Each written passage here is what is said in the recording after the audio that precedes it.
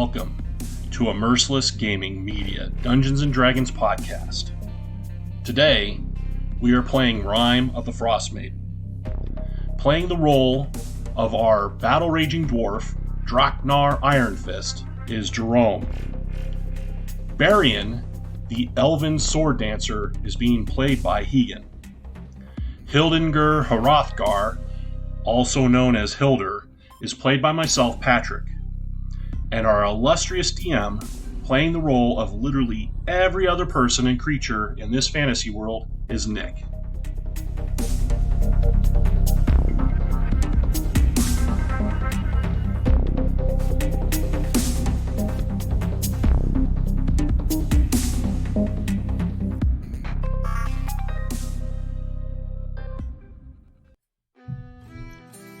So on last session of Rime of the Frost Maiden, our Thanes of Calvin's Cairn, through the help of two of the Thanes' friends,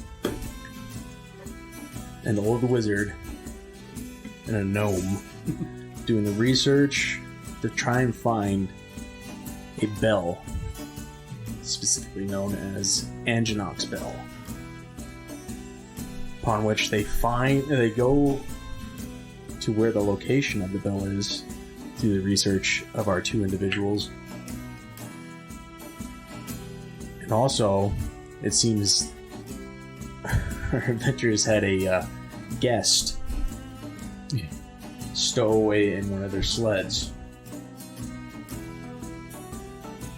only known as Windstrom, a very old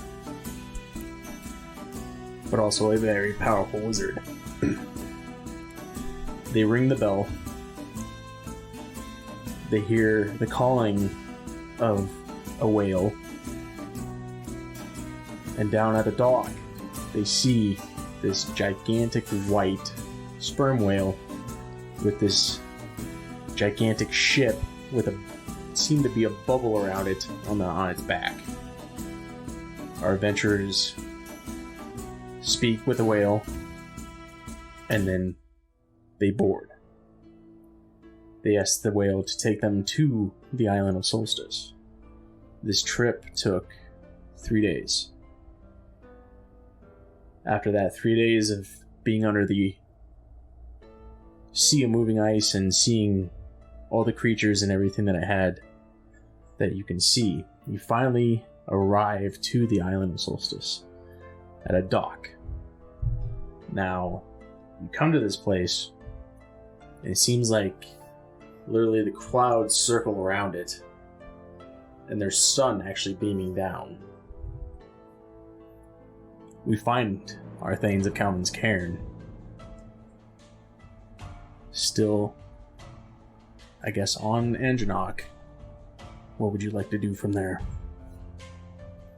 Now, mind you,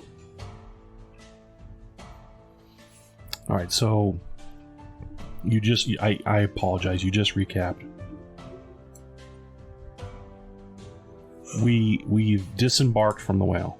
Mm-hmm. Okay. So you are now standing on the dock. Yep. In a place that you've never been. Yes.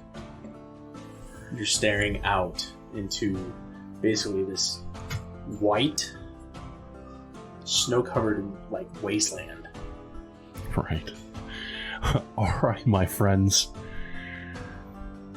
I can't help but laugh a little bit. Our intentions were to come here. We knew where we wanted to go, and now that we're here, I have no idea where we're going to next. Understanding that this is probably no laughing matter.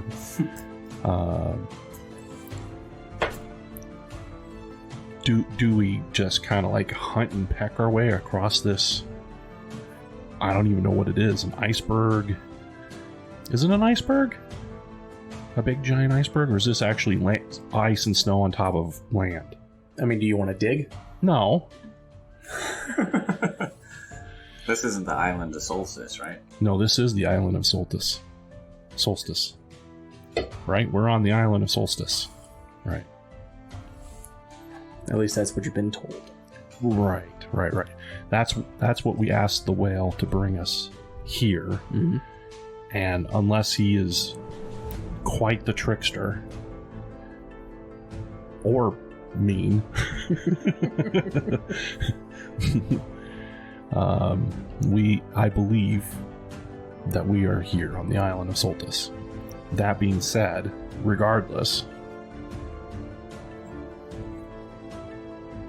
not really sure other than is there any like footprints or foot tracks that lead away from this dock? None whatsoever. That's kind of what I thought he was going to say. Is there any landmarks in the distance?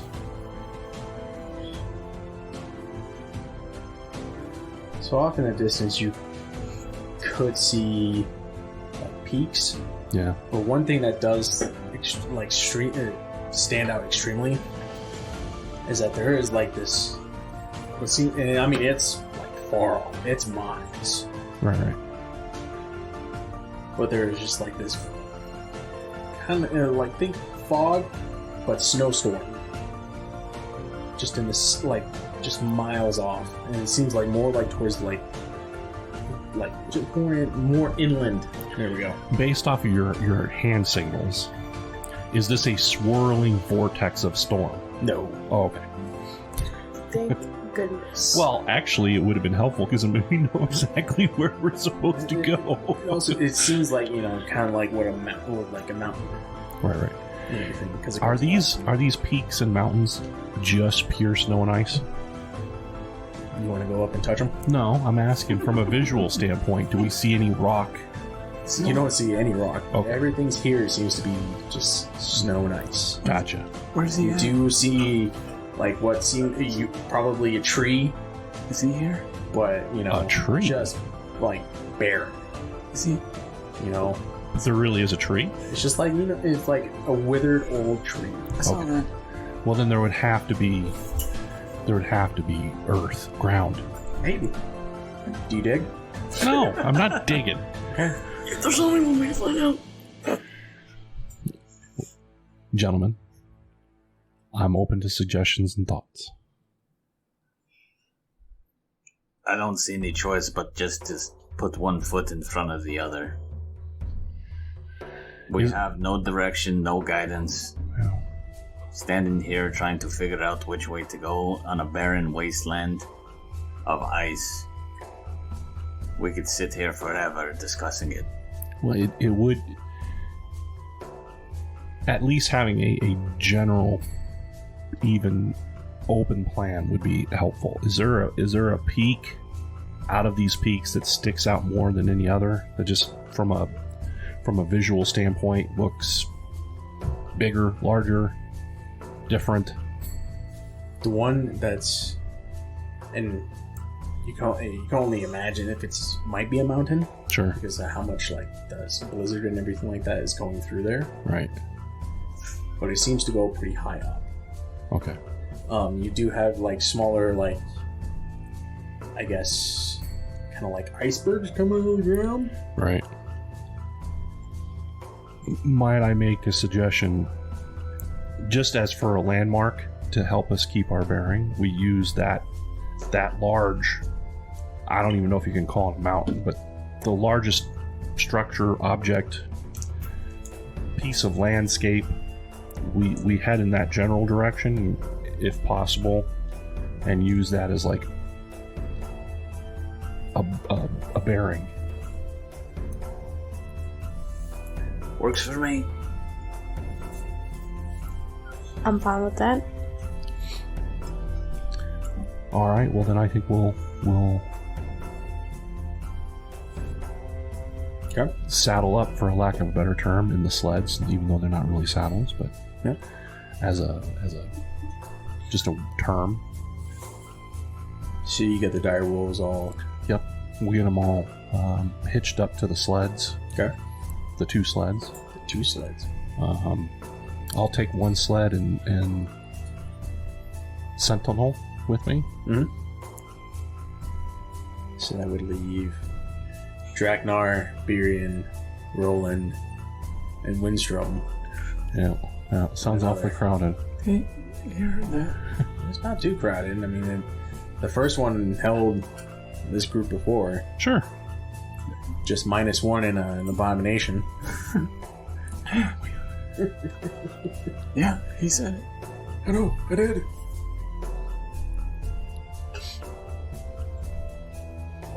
So you're gonna pick the snowstorm as your... No, not the snowstorm.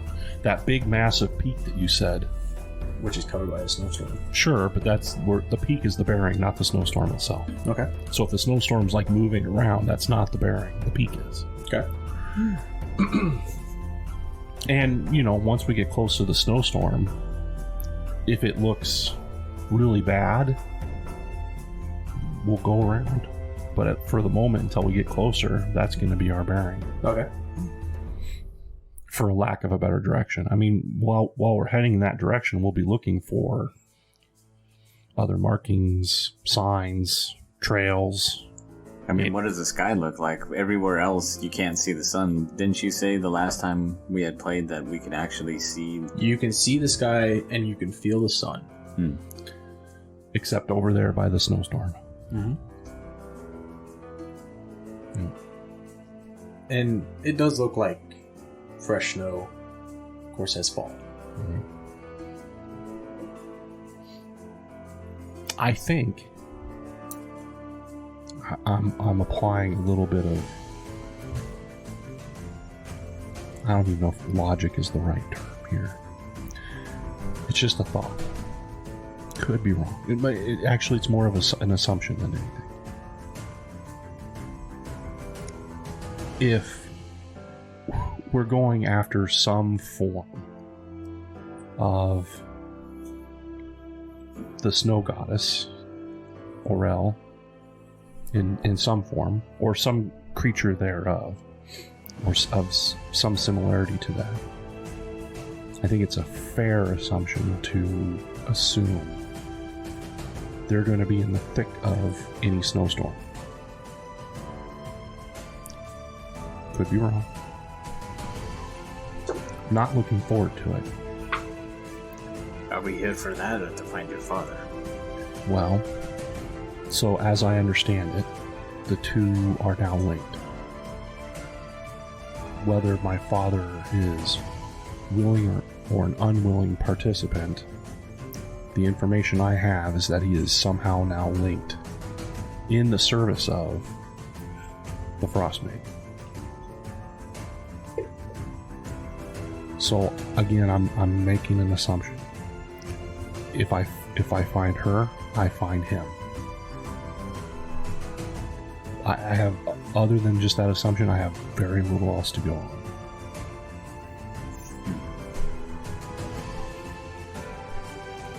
And if you have a better thought, I'd love to hear it.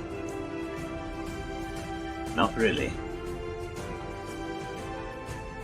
I think heading towards the peak with the storm is probably the best idea.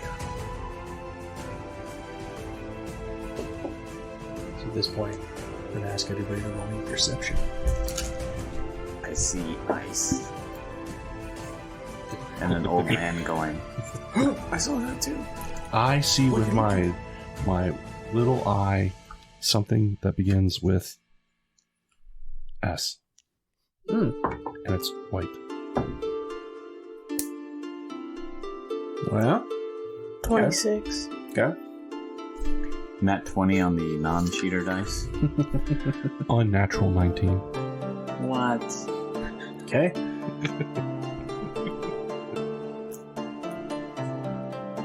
We only call it unnatural. I know I was being ridiculous. At this point, and you can all see it, it's almost like this beam of light. This blue light from the seems to be the center of that snowstorm. All of a sudden launches itself into the sky. And then you can see the tiniest little figure flying up in it.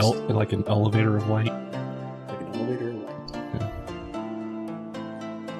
And then all of a sudden you start seeing the clouds start Vortexing and swirling. Vortexing and swirling. Much like an eye of the hurricane. I was thinking more like a toilet bowl, but yes, I understand where you're going. The clouds just come in, circle around this light. Now, you are looking at dim light, and you can also feel in whatever, if you guys don't have your glove, well, and I guess your face isn't really covered. Right. But you could definitely feel it's starting to get colder. The temperature starts to drop rapidly.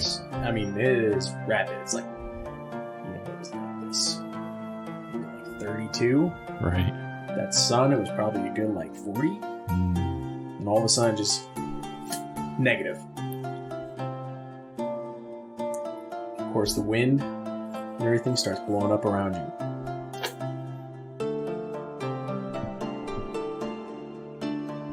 And I mean, depending on how long you guys want to stand there, this will last for a good 15-20 minutes.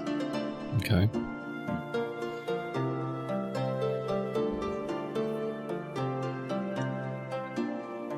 Now we're talking this pillar of light is miles away. Miles.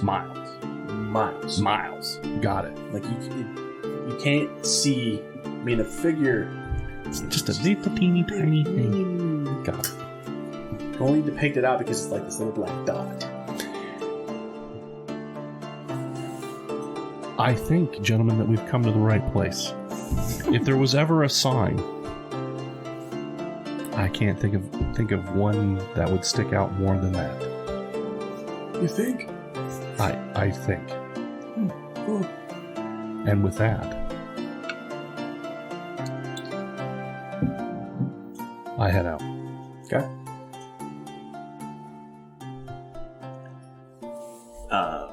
Get the other sled going, following him. Okay. Hang on.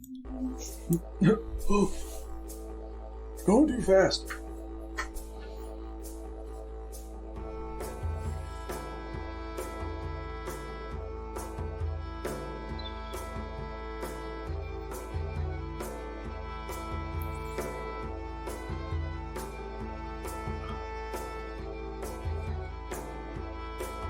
So you guys get like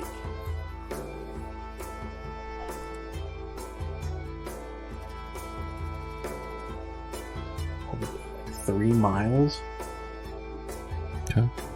in. You can actually see off in the distance. This is coming from your left. So on both sides where the dock is, you got. You can actually see this. It seems to be like it slopes down and everything like that, but you can see the sea moving ice on one side, and then you guys are close enough to the other side to see that there's like this sheer cliff where you can hear ocean. So I imagine instead of you guys are following that side and everything like that, as you're coming in and it's like off to the left, you see like this kind of big old kind of glacier kind of popping out. Almost like how that rock formation was. It's like just sticking out. Then underneath of it you see like just little mountains. And what really piques your curiosity is that these mounds, they're actually like, they're like bunched together. You don't see it anywhere else. You just see rolling hills of like snow and everything like that, and like these little glaciers. Underneath this one peak, there are these little mountains. When you say little. And again, I'm making a leap of assumption. Okay. Are they roughly the size of, like, if I were to dig a small hole and throw a body in it, and then throw the dirt back on top of that hole? A bit bigger than okay, burial mound. Gotcha. Thank you. That was the word I was looking for. Burial.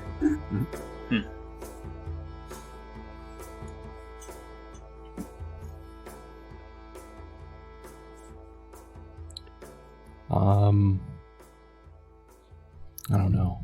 Is it directly in our path?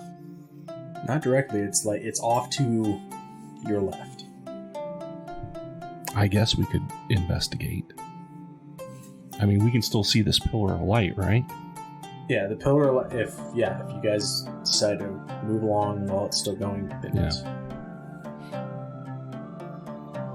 So when the figure floated up in the pillar of light and then the air started swirling, did the actual pillar of light disappear at that point, or is it still going? Depending. So, if you guys are still, if you decide to set off while it's still going, it'll take about like 20 minutes. Right. And of course, after, I know it'll take you like literally like almost an hour or so to get to it. Actually, let's calculate this correctly.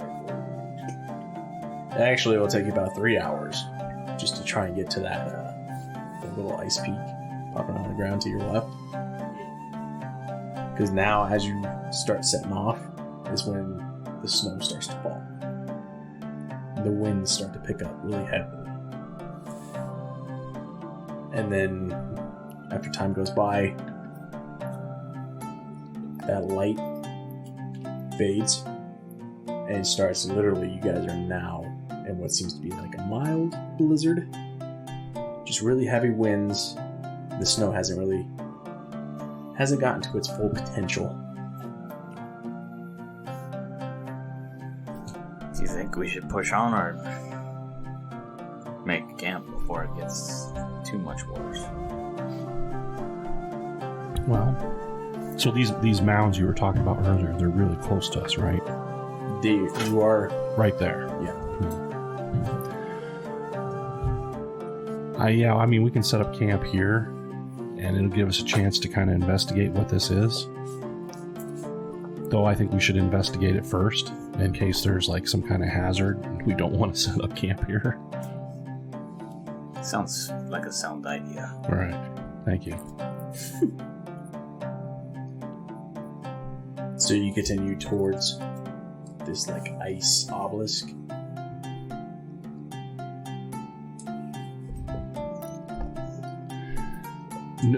No, the mounds. Which is you got that obelisk like that. The cliff with the It's crag. not really a cliff. It's a crag, or I don't know, whatever you It's want like to an call it. ice like spire kind of. Okay. Not sticking straight up. It's like this and everything. And then in the shadow of this Yeah. is where you see those mountains. Yes. Yeah. And you said we're right there where the mounds are. Yeah, you're approaching them, yeah. Yeah. Okay. Yes. So as you get closer, you can see that these mounds are a whole lot bigger than burial mounds. Yes. What would you like to do from there? So I will grope the mounds. Oh, I'm sorry. My bad. what in the heck are you doing to that mound? Are you actually touching it? I mean, and obviously we're gonna investigate it and stuff, so I was just trying to be funny because you guys are like, no, these mounds are bigger, and it's like, who doesn't like big mounds? So yeah, I mean, these mountains are going to be just a tad bit taller than you, because I believe you're sitting at what, like 5 feet? I think so. Yeah. We're before we get to the mounds, within a reasonable distance, we'll stop the sleds. Okay. Put on the brake. All right. Yeah. Visually, without moving any closer, kind of look around, get the lay of the immediate area, see if there's anything out of the ordinary other than everything you've already described. Okay.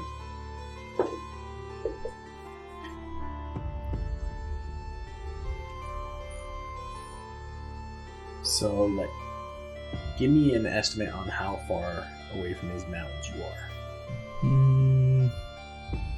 50 yards? 50 yards? Okay. So, as the wind is blowing, snow starts to fall and that temperature starts to drop. Yep. You can actually start seeing that there's these mountain, like something seems to be trying to dig out. And it's not like at the top or anything like that, out the sides. More like level. Like out of the side of a mound? Yeah, on the side of the mountain, kind of ground level there. Yep.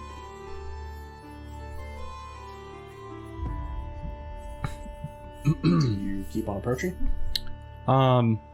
Yes, but I will call upon my power to summon my sword into my hand, and I will bring my shield to bear. Okay. I will, over my shoulder, to make sure that the rest of the party is aware. I see movement in the mound. It looks like something's trying to dig its way out. I'm going closer to investigate. I do not know if this is dangerous or something that is of need and help. I suggest you prepare for the worst. Rapier out. Wow. Spikes at the ready. Yeah. I won't draw anything yet because it kind of depends on what pops out of there. Because obviously, if it's something that ice ain't gonna work on, I don't use my sword, my punch swords. Okay. I will cautiously get closer. Okay. So about like 30 yards or so, you actually start seeing like these little figures. They're not. Let's probably say they're about gnome size, possibly like your red cap size. Okay. And everything like that, but not a red cap. That's a good thing. These things, as you approach a little bit closer and everything like that,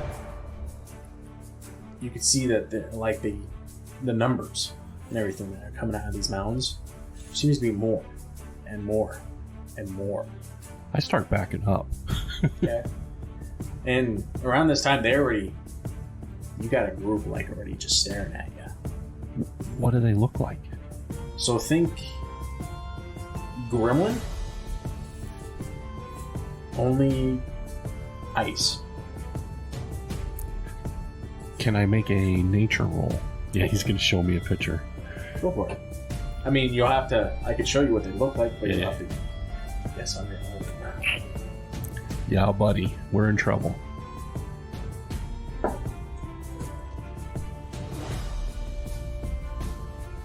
I'm not in trouble. I got a 7. 7. You have no idea what these creatures are. I still back up. They do not look pleasant. Well, they're not following you or All anything like that. If you're backing away, I go.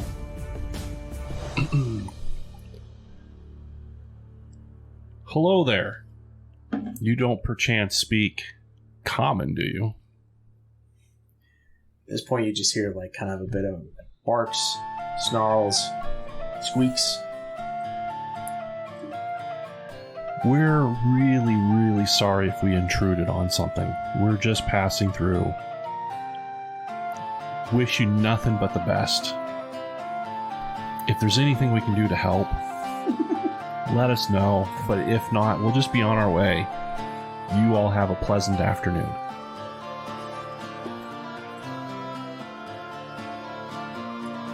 Yep, yep.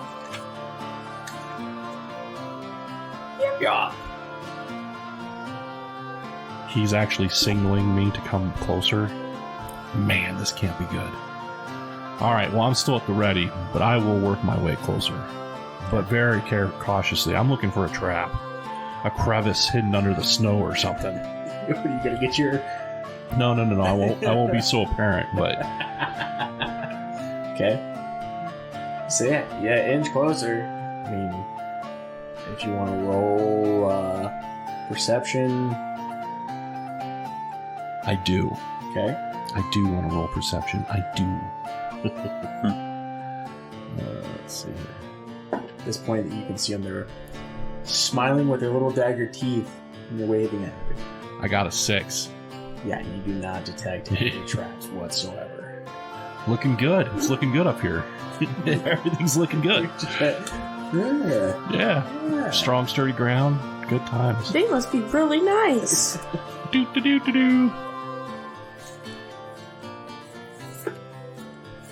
They're not wearing clothing or anything like that. No, they're creatures of pure ice. Yeah. Yeah.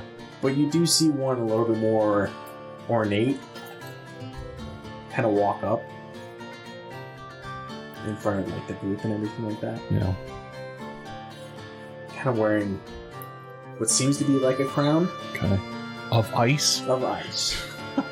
Like, it's like, I mean, you would think that was a crown, but you would also think, is that as part of his head? Right.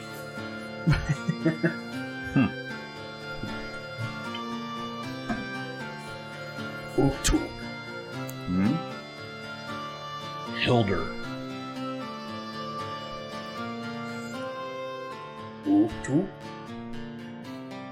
I'm not really sure what that means, but how about Dragnar?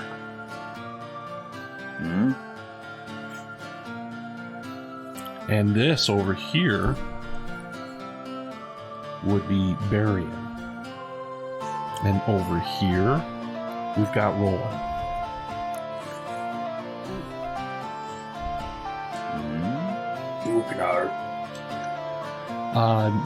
Not a Baron. Yes. Roland. Close enough. And you?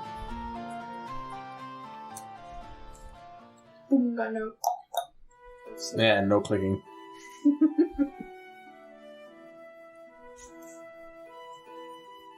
Belnar. Belnar. Winstrom. Is Belnar king? Belnar king?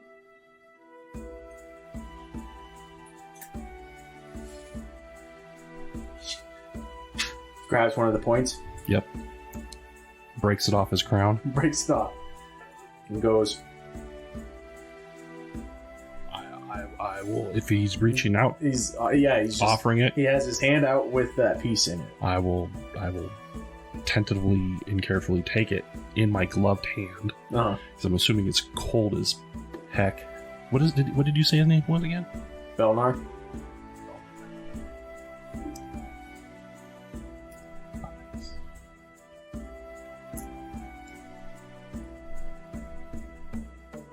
Okay. Thank you. I will dig around through my pack and actually will pull out a bit of my scrimshaw and offer it back to him. Yeah, he reaches up and takes it, examines it, gnaws on it, turns to the rest of all his gremlin-like creatures. Ook, ook. And just cheering goes around. I don't know what I just did, but apparently it was a good thing. They're like jumping over each other and everything like that. And they jump. Like Superman leaps? It's not, I mean, it's like chest level to you. Oh, okay. But for these like little creatures, I mean, that's still pretty darn high. Right. Right? Now they're like, what, like a foot off the ground? Foot tall? Mm-hmm. Okay. They're small little guys. Small little dudes. But there is, as you have been talking and everything like that, you see that there is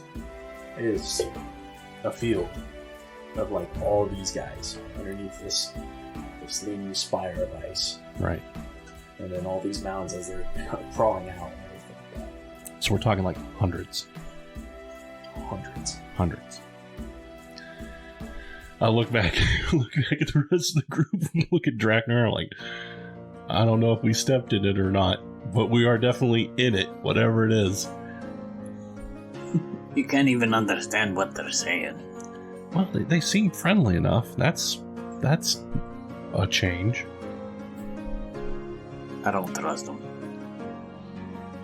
Little buggers. I think they want us to go with them. What, and become a meal? You would be a bit tough to chew on.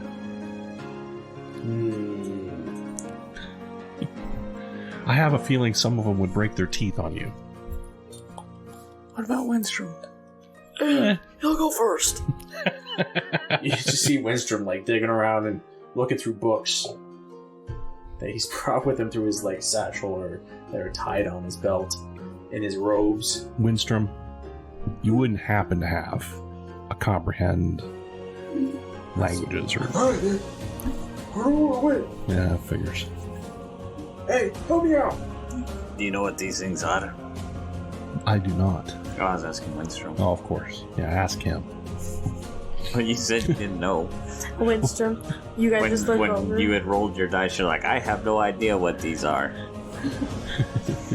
You guys look over at me and Windstrom are both looking through his bag for the book. You're digging around in one of his little wizard sleeves. I think you gotta go deeper. Shake it! Shake your arm! Shake it! Do you leave it at home? You only find these creatures? Huh? What? That ain't it. Like high climate peaks? They call them ice boogies. Boogies. Boogies. One of the two. Frozen burgers? It's not right. Walking, talking, ice boogers. That's what I mean, frozen burgers. Yeah, I heard Burgers. you. Burgers? Burgers. Snot boys.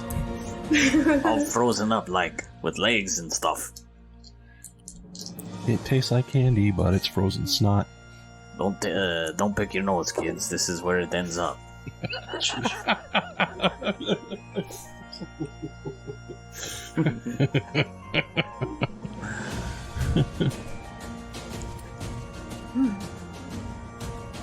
Well, while Windstrom is struggling to find something helpful, I will follow the ice boogers. Tentative. I'm still, I put my weapon away. I let it dissipate. You see. Ooh. But I'm still cautious. That's what you get for making that text about the Ewok thing. Now Nick's like, I'm gonna put some small creatures that are cannibalistic and they act friendly. It's like that, isn't it? I kind of got this like cannibalistic Ewok feel about this. I'm with you. You don't want to feed him after midnight. You definitely don't want to stick your tongue to him. Dun dun. So you start following the leader. Yep. He starts taking you towards the center. Okay. And like in the center, you see like this round circle. Kind of dips in. And they have kind of like what seem to be like steps. Sure. They go into like the center. And you see a bit of like this podium. Or kind of like a soapbox. Okay. Like made out of snow and ice. Obviously. Like, just pure ice. Yes.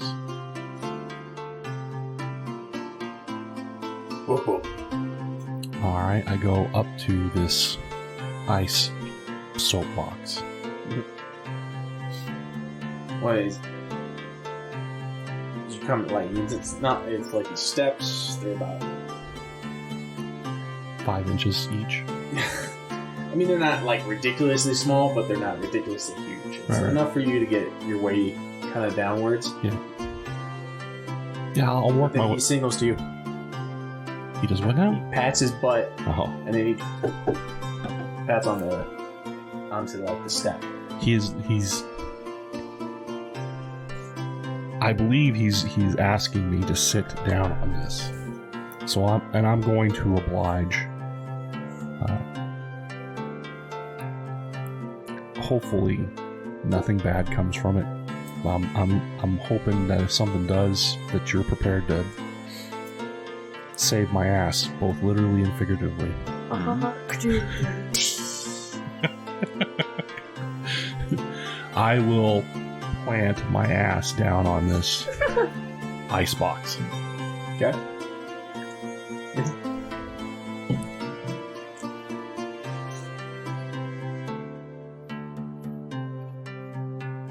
Whoa. Nothing happens. You missed a spot.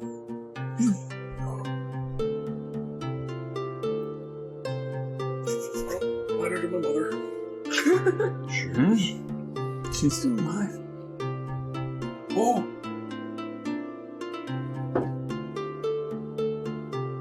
I think I got it. Just rolls out this extremely long parchment.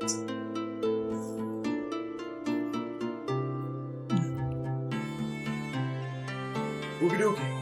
Okie dokie. I think I got it. Hopefully it doesn't blow us up.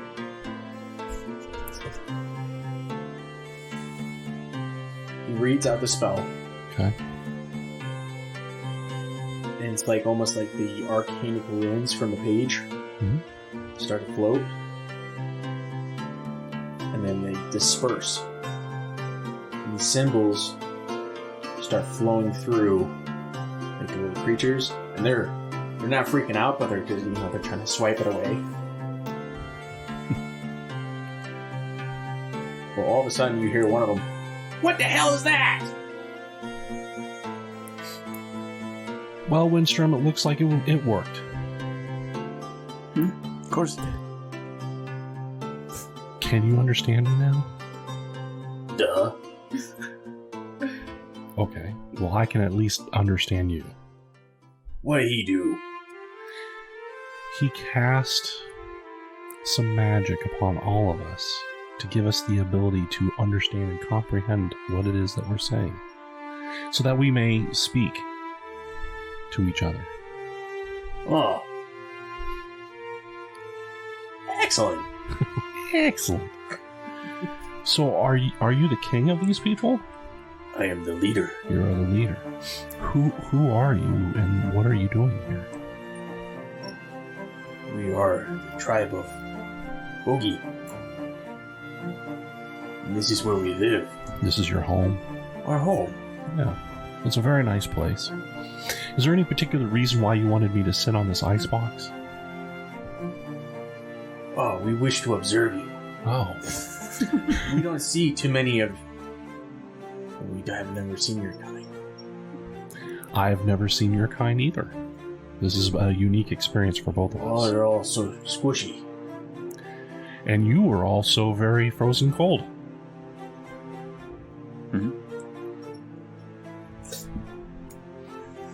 Goes the folk Ragnar just. Ah! Stick your hand and it's frozen there. We have come here on a mission to find my father. What mission? A mission to find my father. What mission? A journey. Oh, We're on a journey to find my lost father. Have you... like you? Well, you already said that you've never seen a creature such as myself, so I'm going to guess you've never met him either. Well, you all have your skin. Yes. Yes, skin. Pink. And yours is almost crystalline. Yes. No, we see blue skin. Yes. Where are the blue skin that looks like us? Oh, they travel All over the place? all over the place. Almost like they are on guard. Yes. What are they guarding? Island. The whole island. No, is there another leader for the blueskins? And where are they? We only see flying sometimes. Don't know if leader or not. Understood. But she controls weather. She does. That's the person we're looking for. Well, aside from my father.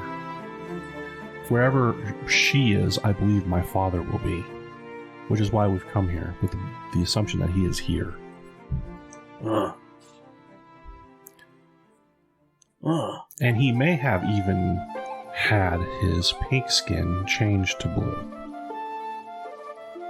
Maybe. Maybe. There's a distinct possibility. There are a few that have your height. We do grow them big where I come from. There are also a few his size. Of the blue skins, his size. They are blue. Not so sure about pointy-eared one. More like you. Sure. An old man. Something like that. Is there any information that you could provide to us that may be helpful in our journey? What's information? Knowledge. What's knowledge? Stuff that you know that I don't know. Oh. That you think may be helpful in our journey. Maybe our drawings help you. Oh. I would love to see your drawings. We have put our history on the ice. Well, at your convenience. Oh. All myself and all my friends would greatly appreciate to be able to see your drawings. I'm assuming it'd be quite the experience. So he jumps up, grabs onto a piece of your clothing, and starts climbing his way up to your shoulder. Whoa! It's quite a height, isn't it? He whispers I in need your one ear. of you. He whispers into your ears, "Yub yub, wedge antilles."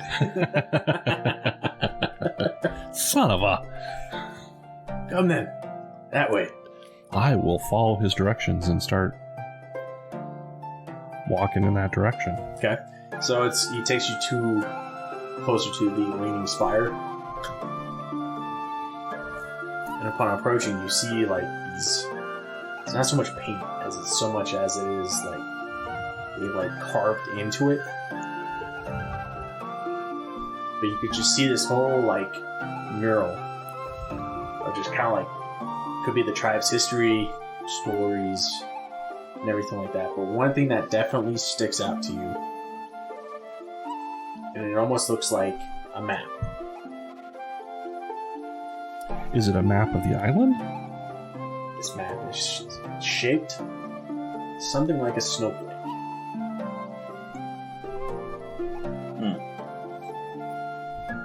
And in the center has what seems to almost look like their depiction of like a skull. And then it also has like different places like where you see like these strange looking creatures in like different areas.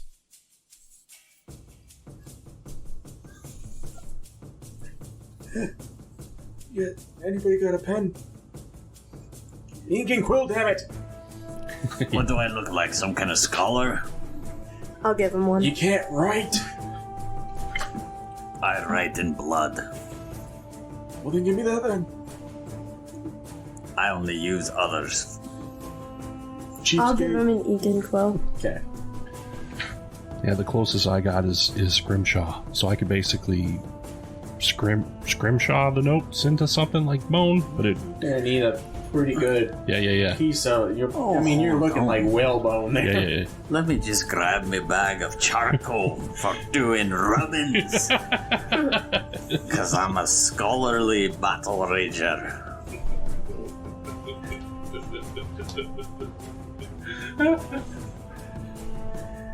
Maybe you should get a needle. And then you can sketch it onto your back. Not through me armor. Anyways.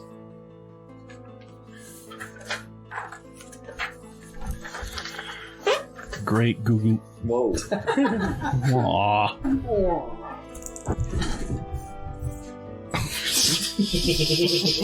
All right. Thank you. Uh-huh. I'm going to ask the obvious question. Uh-huh. I kind of actually already know. We started at 11 on this map, didn't we?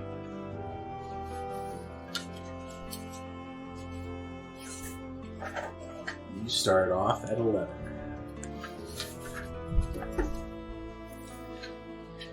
He goes through and tells you, we've been on this island for many years.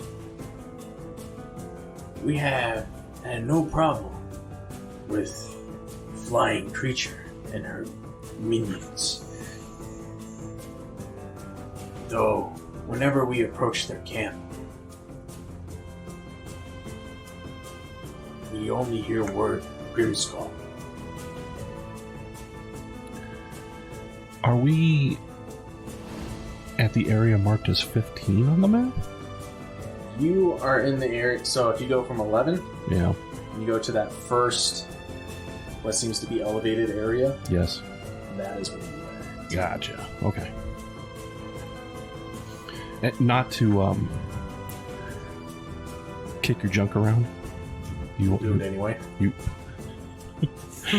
are the DM. But according to this map, there is a trail. As far as you know. Okay. All right. I can't exactly erase that out. I hear you. I mean, if you want to follow that, go for it.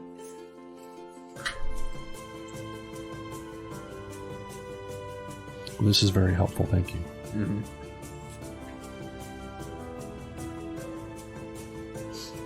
I will use my imagination to make this trail that I see disappear. Done. I mean, if you have any whiteout, I can erase it for you. No, I don't have any whiteout. I don't make mistakes. What? That is a false statement. Wow, don't everybody just jump on that so quick. I don't make mistakes. And none of you even let that slide. Like all three of you is like, ah, hell no. Jeez, there's no mercy there at all. Well, we are called the Merciless. My goodness gracious. Made it merciless. But now, If you're expecting any sort of mercy from me, you don't know me all that well. brutal. Not even an inch. Oh, Nick. Not even a centimeter, dude. Not even a centimeter. Oh, hell no. Yeah, run. So yeah, the map will show different areas. And in these different areas, they show different types of creatures. So you'll find one that I'm pretty sure you should all recognize, the Yeti. And everything. One's like kind of like a gigantic, kind of like centipede looking ordeal. Another one is like you have one with you. But this is more like Golem-like.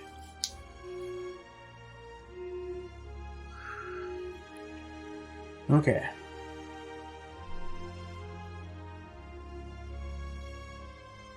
So what would you guys like to do from here?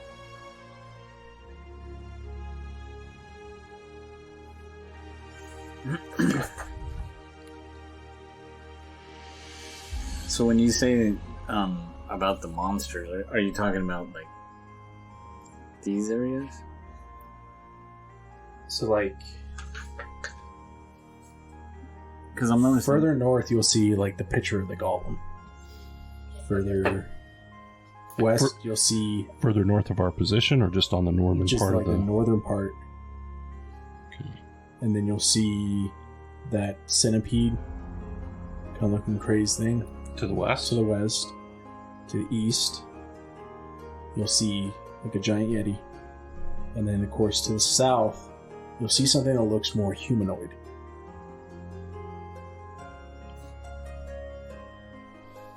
Can we do a nature roll to see if there's like a humanoid that we can guesstimate as to what type of humanoid it is? So let me give you a better description. Mm-hmm. So he's carrying. So the sword that he's carrying is very has a bit of a curve, much like yours. Okay. And they have like three of these kind of like circle, like towards the hilt, like how yours would have the like those stones. Yeah. You have two of them, and they're more further to the hilt. But this one has three that kind of depict that kind of like that oval, kind of like rock shape on the blade. Okay. And then he's wearing furs. And he's also wearing like a wolf ornate kind of like helmet.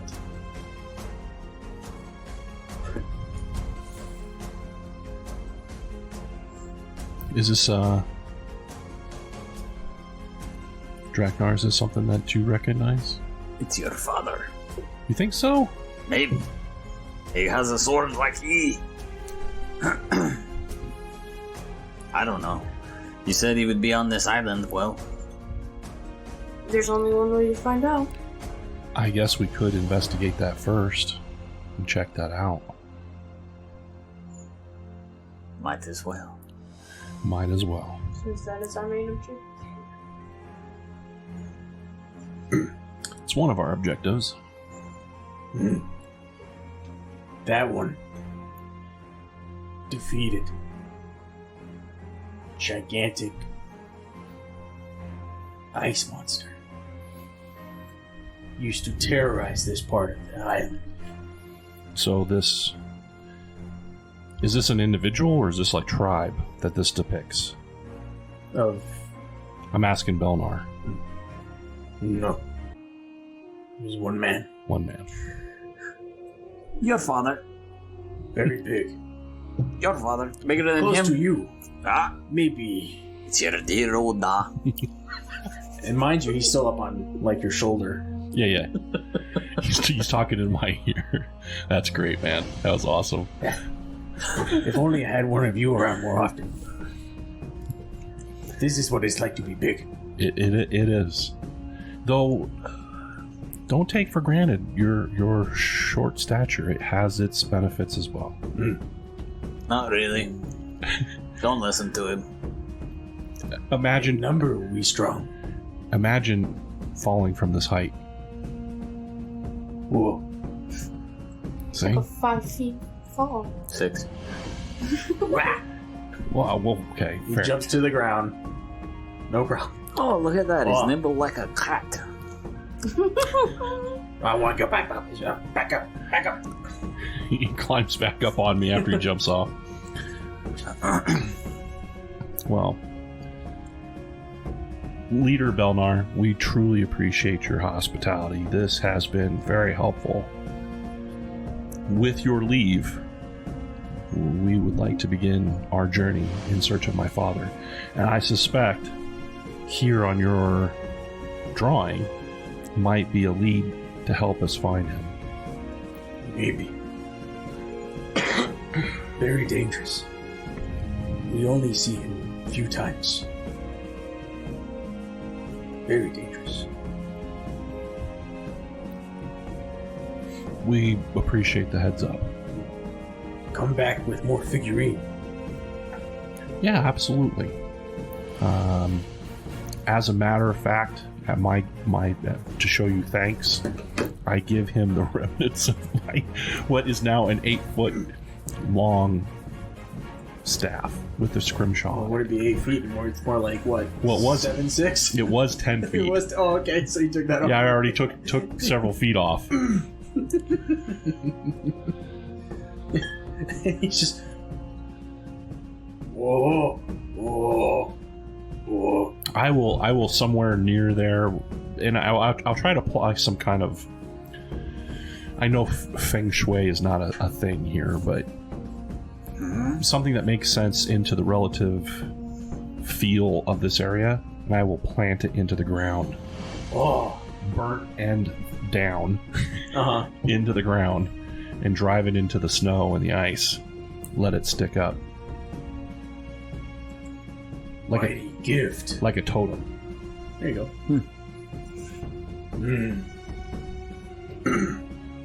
Tired of carrying it, are you, lad? Gonna just leave it here? I've been meaning for quite some time to cut. I'm just messing with you. I understand what you're doing. Sorry. My sense of humor has gotten a little out of control as of late.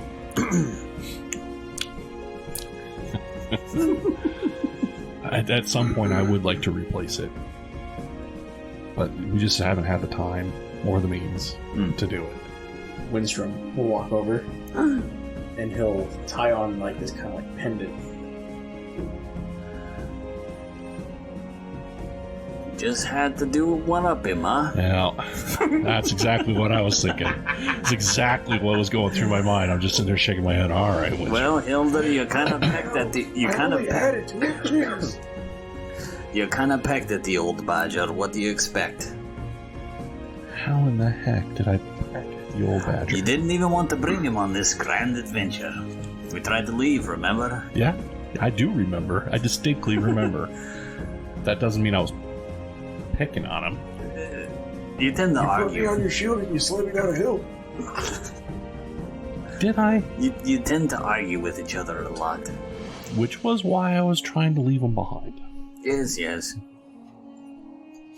I heard that. I heard that. I did. Hear me like a fox. Huh? Oh, gotta take a leak. Oh, God, yeah. What the?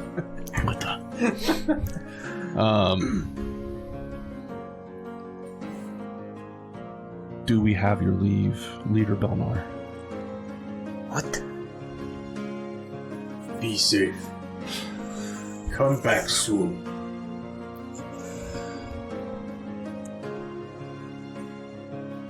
We wish you the same. And all of yours. You guys are all talking. They're all like crowding around your staff. And then they start bowing. What the? And chanting. This may be a good time to get going and exit while the exit's good. Oh!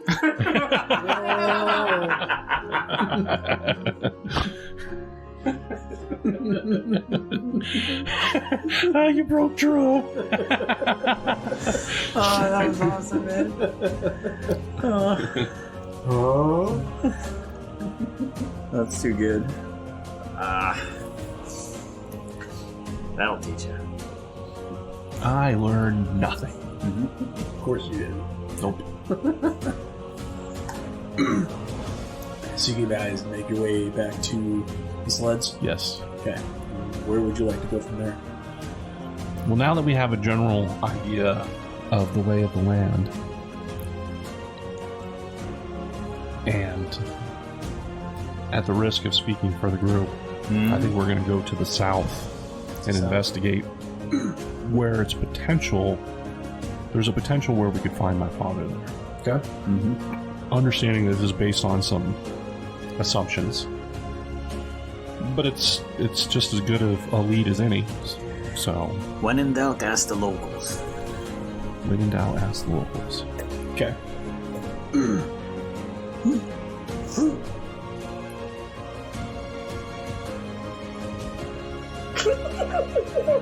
Oh. Oh. Tucka, tucka, tucka, tucka, tucka.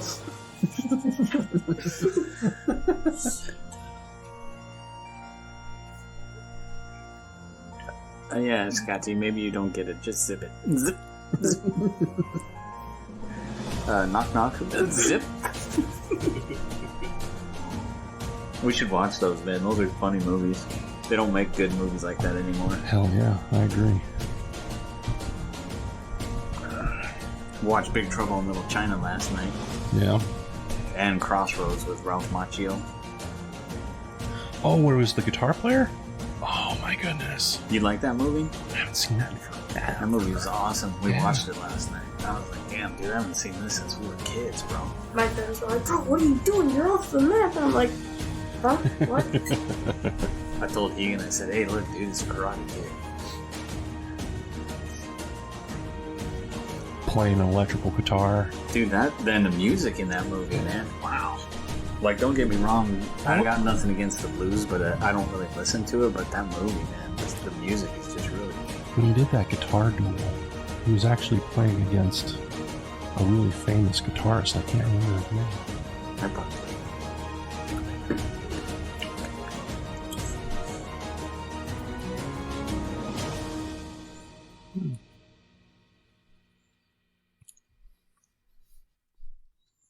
Okay. So, in what direction, like, do you go? Well, if I understood, Southwest. southwest, I believe, is the direction. Yes. Okay. Holy shit! Yeah. He was playing against Stevie Vai. Yeah. Real famous guitar, like one of the best. Holy shit! I didn't know that's who that was. How did I not know who that was? I forgot his name, but yes. I was watching it last night. Yeah. And now look, I can't believe that, dude. That's why he rocked out though the way he did. That was ridiculous. Yeah. I mean, obviously Ralph Macchio wasn't playing, but I mean, he did a good job lip syncing with the guitar, so to speak. Like air guitar with a real guitar. It was good. Yeah.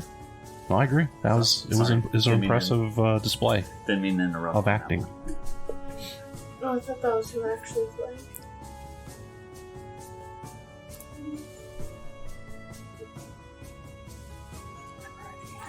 Hmm.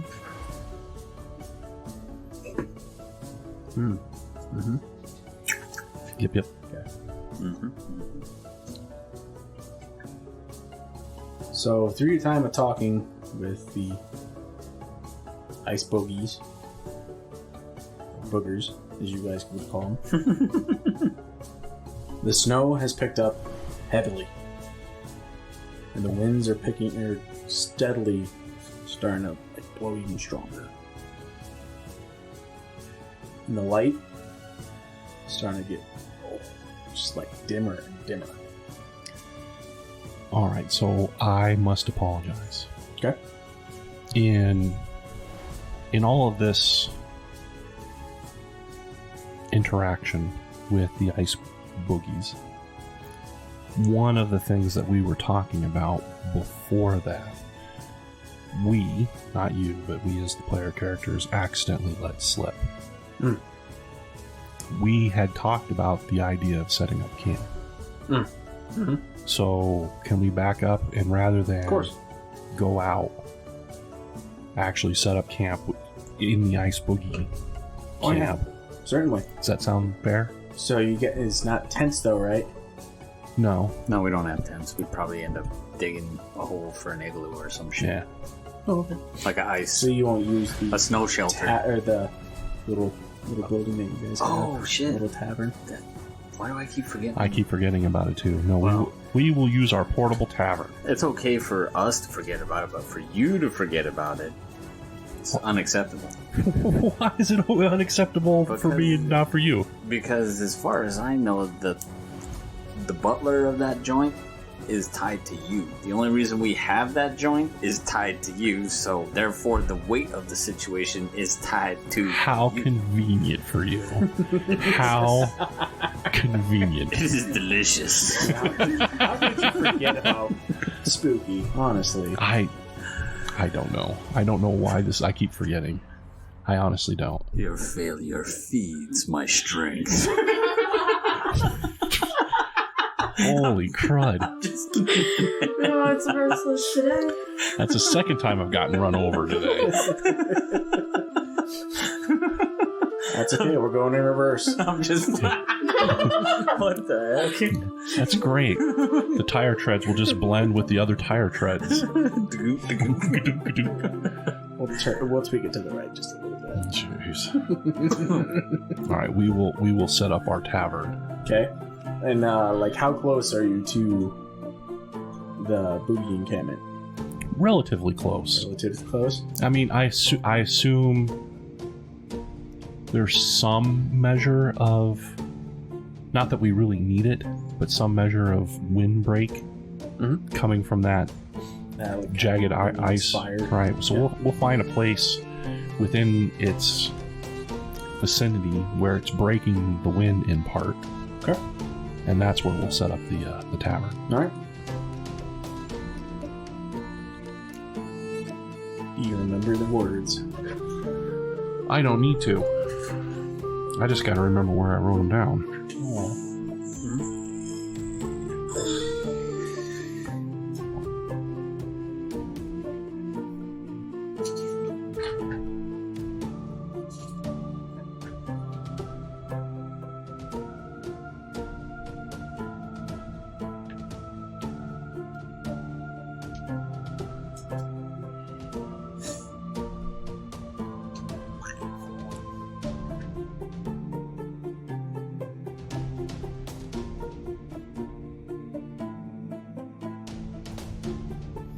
So as he walks over to this certain spot, places this little miniature of a tavern down onto the ground. And as he's searching through his thoughts, Grow, grow, my great home. there you go. And as you do that, this building all of a sudden starts to get bigger. Bigger. Bigger as the wood creaks. And then the windows pop in. You now have yourself your portable tavern. Fully sized. Lights are on. Smoke is bellowing through the chimney. Does anybody want some? You just want me to finish it off. He's acting like a dwarf. You're supposed to be a barbarian. You don't ask, you just take. That's next week.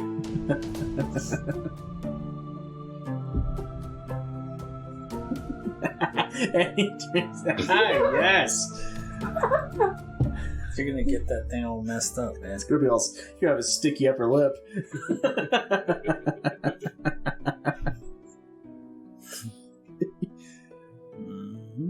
You enter. Yes, we do. Upon entering, you see sitting at the bar your favorite cat, Spooky. Good afternoon, Spooky. Oh, is it afternoon? I believe so. Oh, where are we? We are on the Island of Solstice. Solstice? Solstice. Solstice. That's why it feels weird here. How so? How does it feel weird? Seems like I feel magical around. Are you okay? It's bearable. It's bearable? Alright. It doesn't have any ill effect upon you? Alright. Well, I'm glad to hear that. What would we be having? Well, it has been a cold day, so probably something that can warm the body. I'm thinking mulled wine. Either like a hearty soup, stew, or porridge. Can do. And also, I sense a large group approaching. Approaching? Mm-hmm. Like 100 little ice boogies. Kind of what it feels like. We've made some new friends. Oh, He did. well, they're climbing now. I'm not sure how they'll fare inside the warm comfort of the inside of this tavern. Better come in, let's find out. What'd you do? You open the door? I'm just messing. Might end up with a whole bunch of puddles of water on the floor. Nothing worse than wet boogies on the floor. It almost made him choke.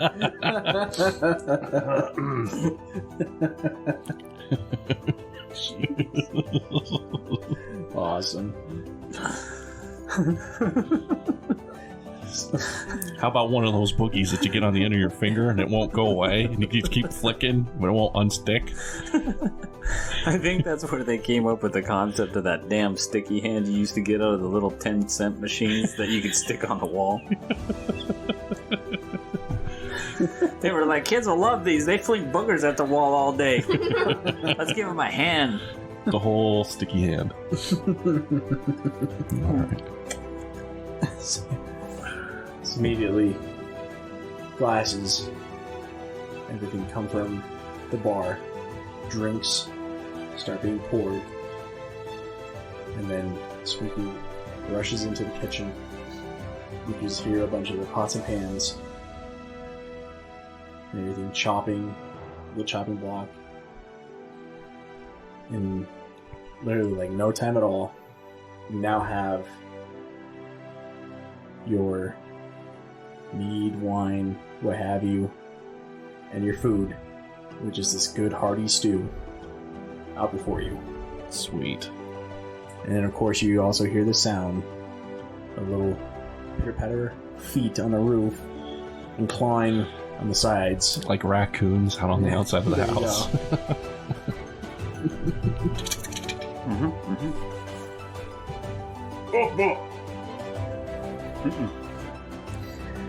Go away. Nobody's home. What? No soliciting.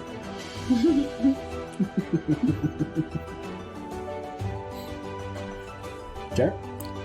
We will hole up here until we feel like the storm has calmed down at least a bit. Okay.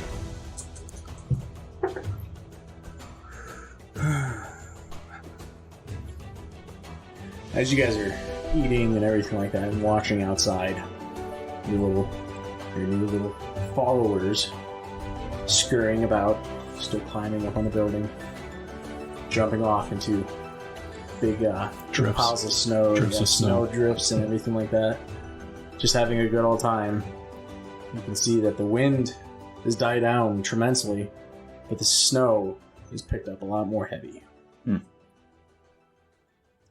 Oh, might be time for a nice roaring fire with some hot apple cider and a nice book. I think I'll have another ale, please. I was going to say, what the hell are you talking about? Well, it's cold outside. Right. Yeah, Those I got other that. things are creature comforts of the soft. I'll just have another ale. Might even go outside and stick my head in the snow to wake up a little bit so I can have another. Spooky just waves a paw. Immediately, this big old barrel, or mid-sized barrel, was floating down from the top shelf. Why do we ever leave? If we didn't, we would never get anything accomplished. I'm accomplishing quite a lot. Can't you hear it in my voice? I'm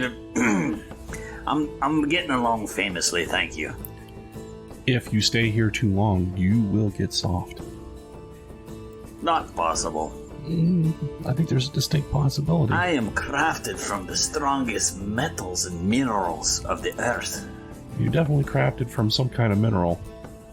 He's not lying. He's not lying. Sturdy folk. There's no making me soft. Put me in a lake for a year. Won't come out pruned or soggy. Rusty, maybe. Hard as a rock. Steel.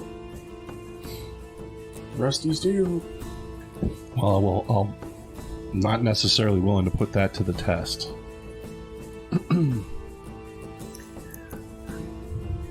But we do have places to go, people to see. I know. It's just a never-ending smorgasbord of food and drink. Of course, I probably would get kind of homesick from all the screams of the dying and the blood. You can't find glory at the bottom of a cup of ale. Watch me. I just fill it right back up. It's very glorious. It looks glorious. Another victory, an empty cup. Oh, another down foe. Let's do it again. Tomorrow's gonna be a wonderful day. I can see it already. How so? My head's gonna be screaming at me. Hilder's gonna be carrying me. I'm not carrying you anywhere, old man. See what I'm saying? Watch what happens. You carry your own weight or you get left behind. What? Huh? Oh, so ungrateful. I want to go After everything I've done for you. Old man, You've been nothing more than a pain in my ass. I'm gonna tell your mom. This pain in your ass helped you get here. I will admit that Winstrom's a little rough around the edges, but all in all, he's been quite helpful. I mean... Oh, sure, of course. Stand up for him. Well, I mean, could you communicate with those little ice creatures before he cast the spell? No, I would have figured something out. That, Like what? Dots in the snow. your newfound friend that follows you around, I believe it was because of him that you acquired that, You talking about Sentinel? Yeah. Oh yeah, I gave you that. Your newfound friend is what I call him. I appreciate that's probably the nicest thing you've said about Sentinel since he has become our companion. The Your companion. construct.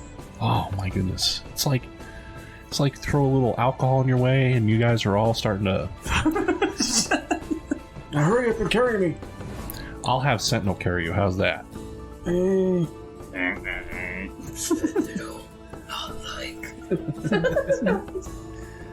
Sentinel's like, carry your own weight. There we go. Sentinel refuses. You can't refuse. And yet I do. Yeah, can I see that pendant really quick? No, I'm sorry. Come on. No, that's gonna be a hard pass. Bollocks. Alright.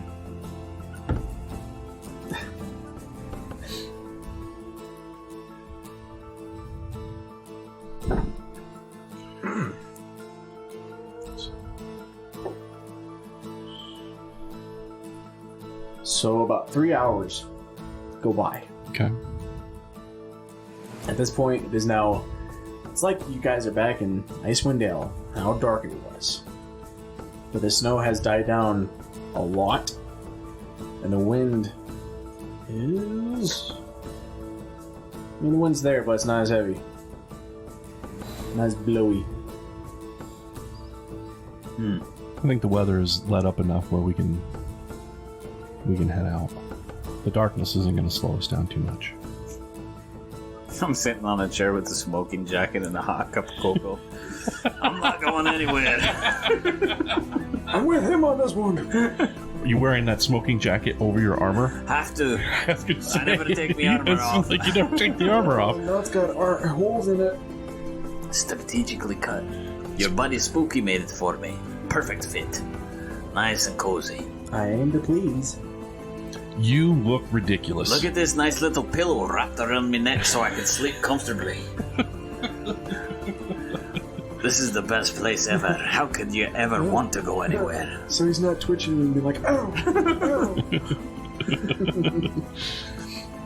Stabbing your own ear with one of the spikes. He's got scars on his face from when he has to roll over in the middle of the night.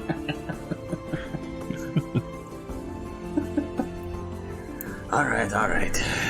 Look at yourself, man. Look at yourself. Look what has come of you. Who are you? I think he looks comfy. That's the point. That's exactly the issue. Alright. You are a battle rager, Yes. old man. Oh, man. You're old compared to me. You know what I'm hearing here, Draknar? Me.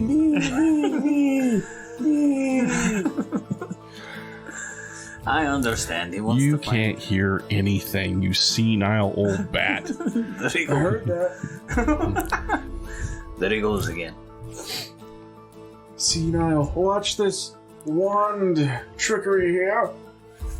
Blows up Wolf Tavern. Sends out a lightning bolt. Oh, shit. All right. Starts ricocheting off the walls. Ah! I need everybody Dive to make- under I a need table. Everybody to make a dexterity No. saving throw. I don't want to die because of an old man's. I'm fine because my smoking jacket has lightning resistance on it. Yeah, my foot. Hey. Whoa. When you're the DM, you can argue against my cockamamie ideas. But right now, you are just a fellow player. Alright, fair enough. I can't. Alright. Fair enough. It's fair. I'm just messing. But oh, son of a whore! That's what you get. I'm definitely Karma. Yeah, I rolled a nat 1.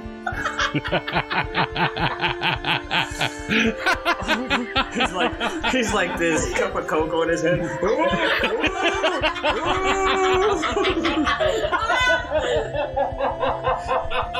So this lightning bolt ricochets 2 times off the wall. It comes straight at you. He catches it like a baseball catcher. Literally, you think that you're going to catch it, but it goes right in between. Your It hits hands. you right in your chest, knocking you back, tipping over whatever chair you were sitting in, laying you on your ass. His hands are all like this. He's flying backwards. Slams into the wall. You take 17 points of lightning damage. That's it. What are you trying to do, old man? Are you trying to kill us? You challenged me. Oh, is that what this is? I don't believe I fucking said a goddamn word. Yet here I am, the one smoldering. I was on your side. Blame it on him. That's right. Blame it on me. It's my fault that the old coot is launching lightning bolts all over the tavern. That's right. Blame me. Okay. I can fix the situation.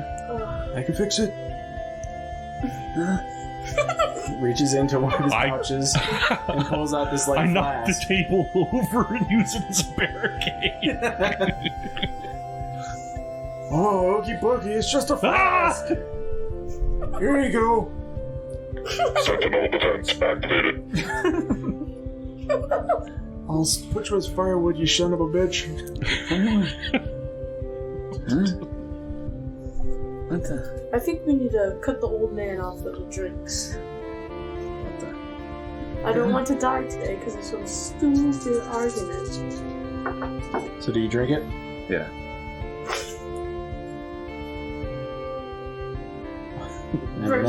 You get 17 hit points back. For a second, I thought you were Right on the casting money. another lightning bolt. No. Don't be silly. See? Useful. Yeah, sure. Tell that to the singed marks on Draknar's beard. You ruined my smoking jacket. You ruined the smoking jacket. Oh, pish posh. And I think you made him spill his Cocoa. cocoa. It had the little marshmallows in it. Spooky, give him another one. I don't want another one. I wanted that one. Let's be off. I think that was all part of your plan. All it did is just prove my point. That's all it did. What, that I'm not meant to be happy? Next thing you know, you're gonna try to get me married to some wench.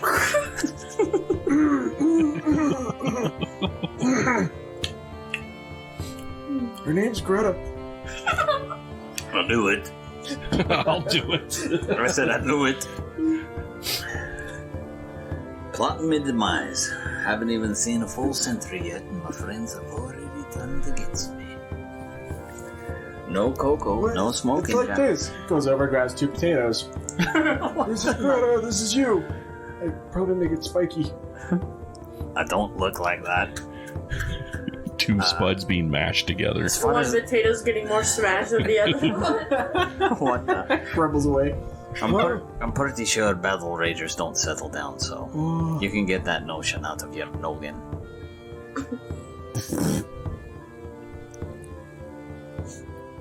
Whoever's in reproduction doesn't work for him. On that disgusting idea of 2 potatoes going at it. Huh? How'd you even find the 2 potatoes? We're covered in nothing but snow.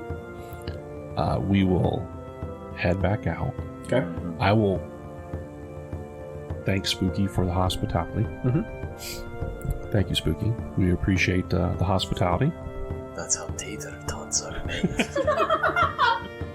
So good for your son's name. Good or not? Extra butter and sour cream is the trick.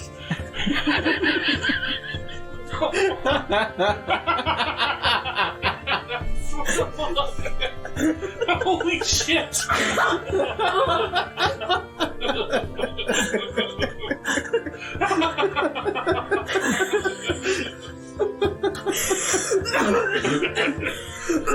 Oh shit, he gets dying.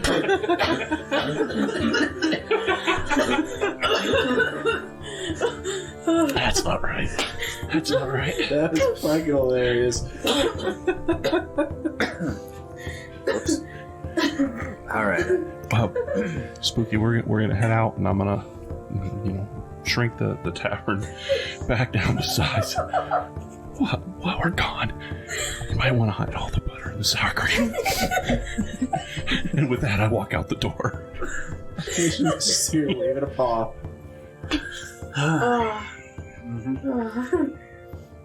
Oh my goodness.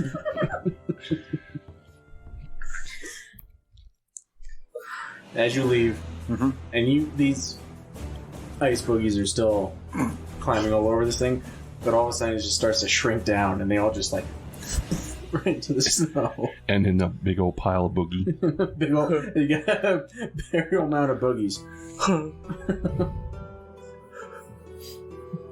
Go and retrieve the tavern. Yes, I will retrieve the tavern. You gotta take a few You gonna off. finish that off? You want to split it? Yeah, I'll split it with you. Go ahead.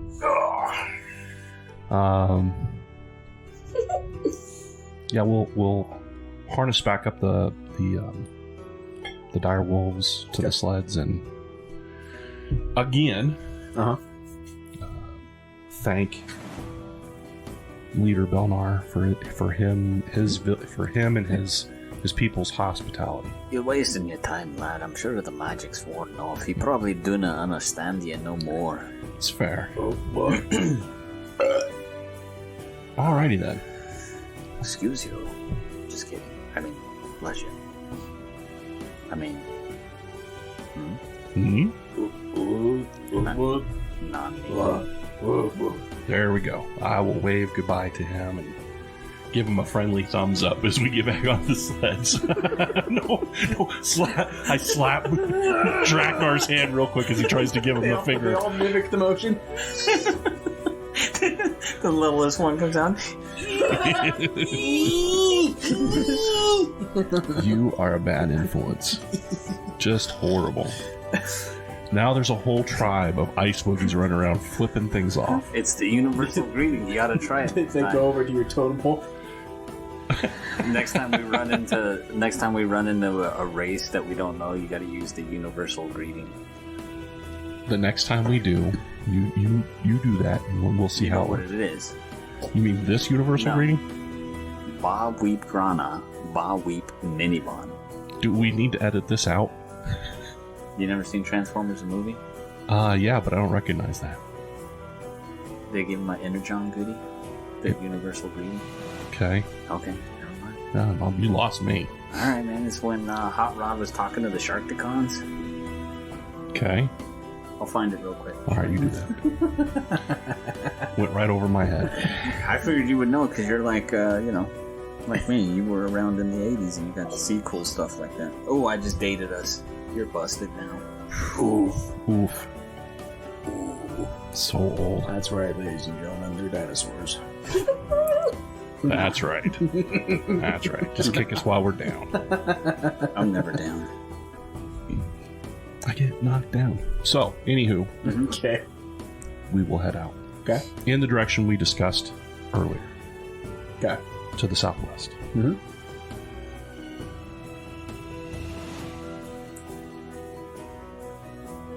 Let's see here.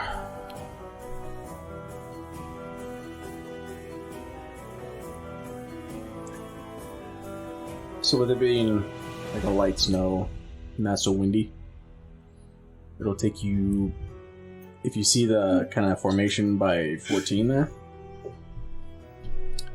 Yes. so you guys are probably about, I see, maybe 100 yards Okay. off from there. Yeah. But it takes you about an hour to get to that spot. But you can see there's like this blue light radiating from this area. And with it being so dark and everything like that, I mean, it really, pops out. Okay. Would you like to approach it? I think we're gonna do, and you, my fellow party members, speak up if I'm out of turn here. I got nothing to say to you, lad. You cut me off from sour cream and butter. I'm just kidding. What the fuck? Something wrong with sour cream and the butter. I just jumped right in out of nowhere, dude. Oh my goodness gracious. Oh my goodness. That was like a... Fine, you can have your buttered sour cream. I'm just kidding. But the idea of 2 potatoes lubing up in butter and sour cream is disturbing. Alright, so the ancient mating ritual of the dwarf is not something for everybody, alright? But that's no reason to be... Uptight about it? Yes. Fair enough. Fair enough.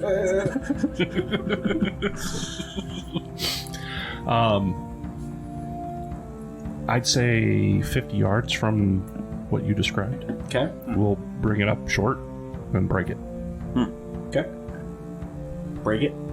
Put on the brakes. Put on the brakes. All right. So being within 50 yards Yes, sir. and everything, you see things that they almost resemble trees, but they are black and they're very the limbs are very jaggedy. So think like ice, Like black ice? like black ice. And then under some of these trees, you'll find these forms and you would recognize them because you most likely hunted them, or at least seen a few, or heard. They look like elk. They got antlers and everything like that. And they're in various different positions. Frozen. Well, they're not. So you don't see. I mean, granted, you'd have to get closer. Yeah. They just look like these sculptures. Oh. It's like in the center. So it doesn't look like an elk that's frozen. It looks like ice that's cut in sharp been shaped. sculptured into an elk. And is it the same thing with the trees? The trees, yeah, they're like sculptured to look like trees. Oh. But the ice for the trees is a dark ice. Yeah, it's very dark. Alright, I'm smelling what you're stepping in. And then you see kind of like it almost looks like water, but this is where the light is mostly coming out of. So the blue light and everything, it looks to be almost kind of like it's kind of like a pond. Is it a frozen pond? Oh yeah, it's definitely frozen, but there's light coming from Underneath? From underneath. How odd.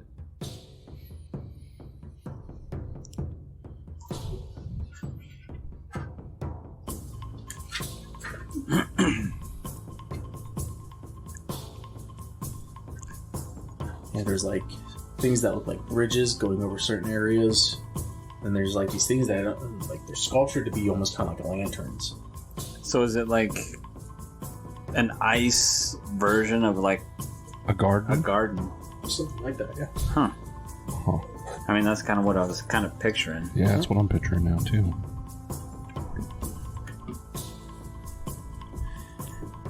And let's see. It's looking to me like somebody's got some green envy here. Let's see, perception.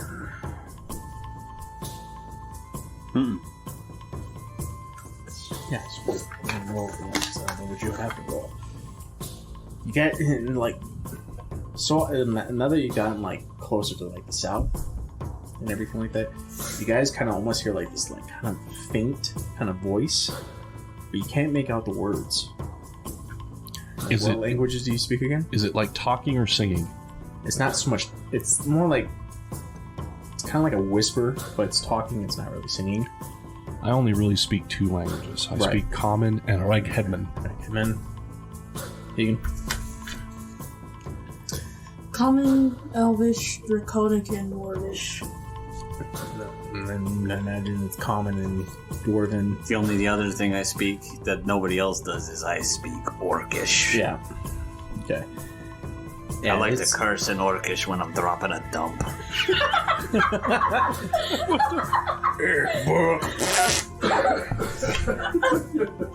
That's a little too much information. There is nothing more satisfying than that shite language coming out of your mouth the same time you're exposing your bells to that of the great Mother Earth.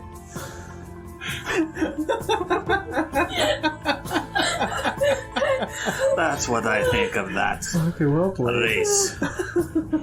Bloody orcs. Trash. Worse than Duga. I gotta go drop off the orcs. I gotta go drop off an orc. I gotta go pinch off an orc. Most of my kin. That's the whole reason we learn Orcish. It's not to communicate with those brutes. It's so that we can pay them homage while we're taking a hefty shite.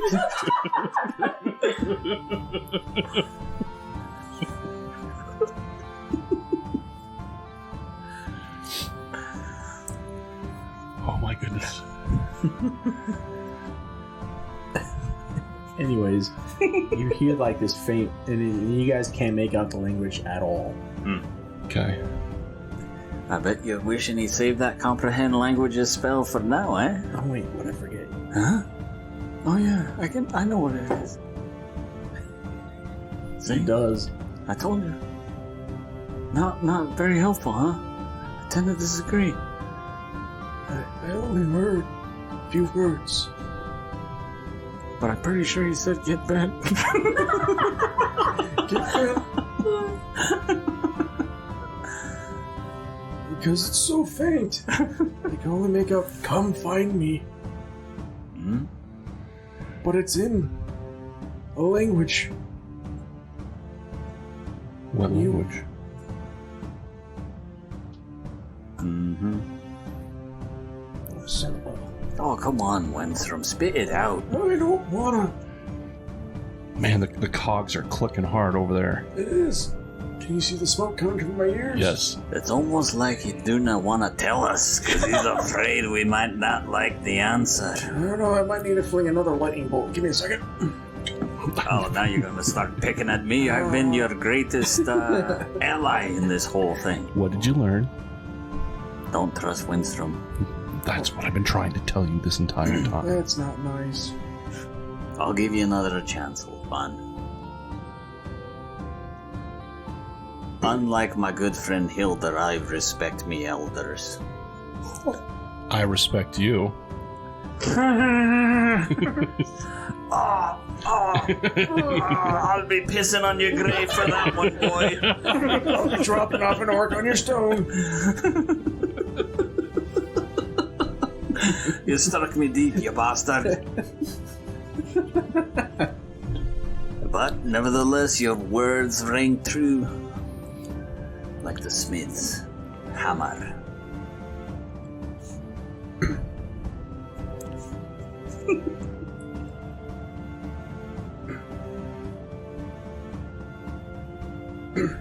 Mm-hmm. It's a language that comes from further east from the Sword Coast. Like deep. Huh. What the?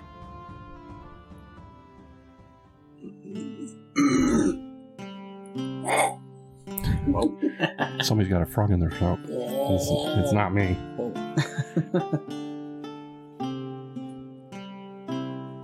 Old language, the Netherese.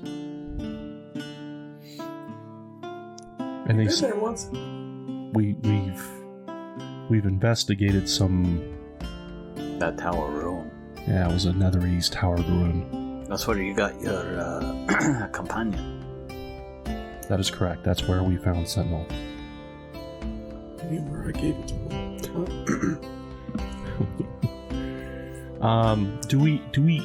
Can we hear where the voice is coming from? You can't pinpoint. It's very hard because it's just so faint. And I mean, it's in your head. Oh, it's in our head. It's in your head. We're not hearing this. This is like... Yeah, you're not hearing this. Okay. Like, somebody like that. I mean, Right. You're hearing that in your head. That's... You know what's messed up about that? How can you tell it's in your head? Good point. How can you... 'Cause, I mean, if you think about it, You have voices in your head. You talk to yourself all the time, don't you? me? Yeah, you. You as in Jerome, don't you have your own internal voice? I mean, I suppose, but it's funny because, like, if you're hearing a language in another, a voice in another language, how can you tell it's actually in your head and you're not actually? Because, I mean, when you say it, you hear something in your head. Well, if it's in my head, how am I hearing it? Am I not thinking it? It's just the different, maybe I'm putting, never mind. No, I hear you. That you weren't making a whole lot of sense until the end, and all of a sudden I was like, okay, now I get where you're coming from. I grasped it in the beginning there. Yes, so you're thinking of a sound in your head rather than you're hearing a sound. That's why I was like, because like when people say you hear something in your head, it's like, well, kind of sort of doesn't make sense, but I understand what they mean when they say it. Sure. But it's like, since none of us have ever dealt with telepathy, it's just, I don't know, for some reason I got off on a tangent on it, because it's like, how do you know it's in your head and how do you know you're not actually hearing it? Can you tell the difference between hearing something in your head versus with your ears if it's a total different voice than anybody here is using? I gotta assume it's kind of like a dream. Having a conversation in your head when you're dreaming. When you're still able to discern the fact that you're dreaming. And that everything's happening inside your head, even with the different voices. That's how I interpret it. I hear where you're coming from.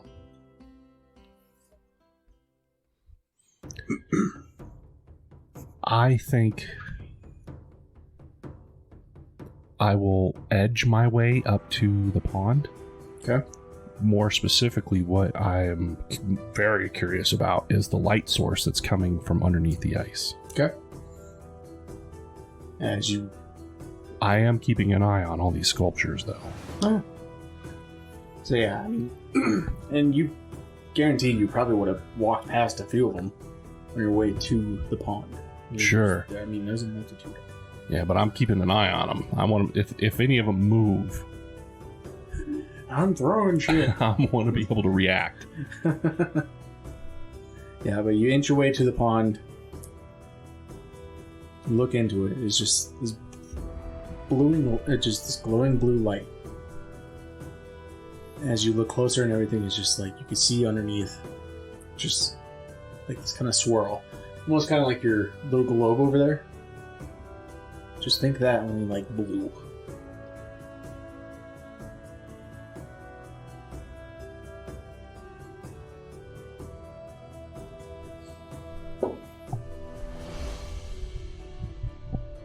I guess I think we should all spread out and investigate the area and see if there's any like clues, something that's, I mean, everything about this is out of the ordinary, but something out of the ordinary that the DM has not described as of yet. How far do you spread?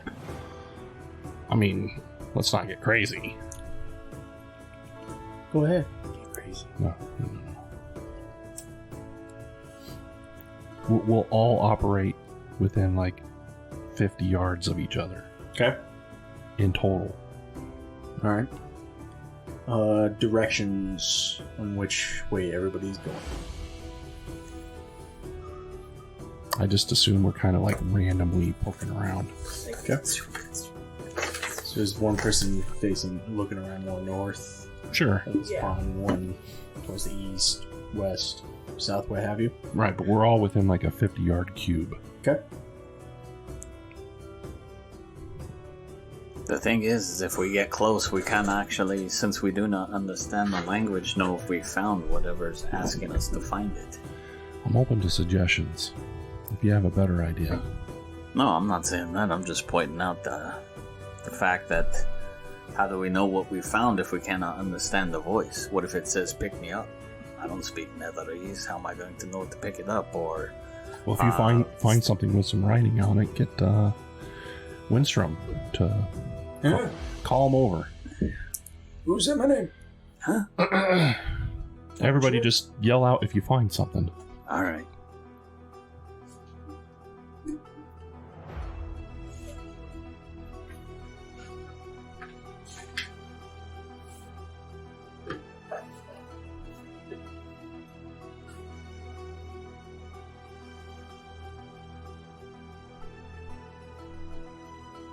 Okay. Need you and Birion to roll me perception.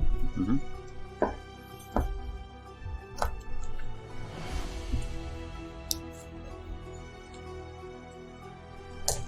I got a 15. Okay. Natural 20. Boom. You definitely see this. And hear it.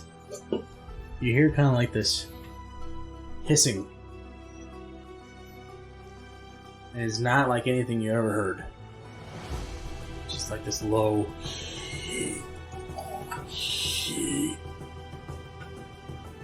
I found something. And then through your perception, you see on the hill, you see this tall, dark figure wearing these furs. Next to him are these two gigantic to you. I imagine you've probably seen a lizard before. Lizard? Yeah. Okay. It's got like this big old like kind of forehead and everything like that. Crawls. It seems to be like 6 legs. And I mean, it is probably... It's going to be like a large size. So I mean, they stand head tall to the dark figure that's standing up there, up on this like kind of like this hill, ledge. There we go. Look at the hill as I start pulling out my rapier. Can we make a nature roll as to the... You can. Nature of what's coming across the hill? More specifically, the lizards. Frozen lizards?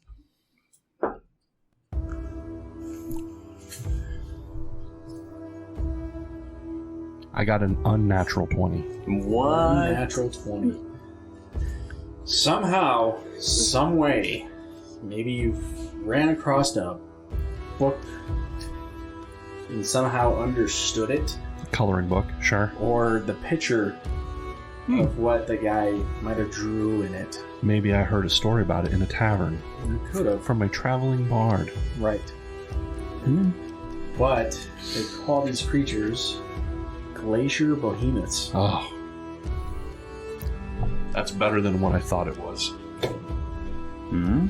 He said it was a 6-legged, very large lizard. Mm-hmm. And I could be wrong, but if I remember correctly, that falls into the category of a basilisk. Hmm? Hmm? Exactly. This is a ice glacier lizard. It's a glacier behemoth. Oh, glacier behemoth. That's also a basilisk. Although its ability does not turn you to stone, but to ice. Why do you think these statues are here? Is that the thing on the... Oh, you have a point.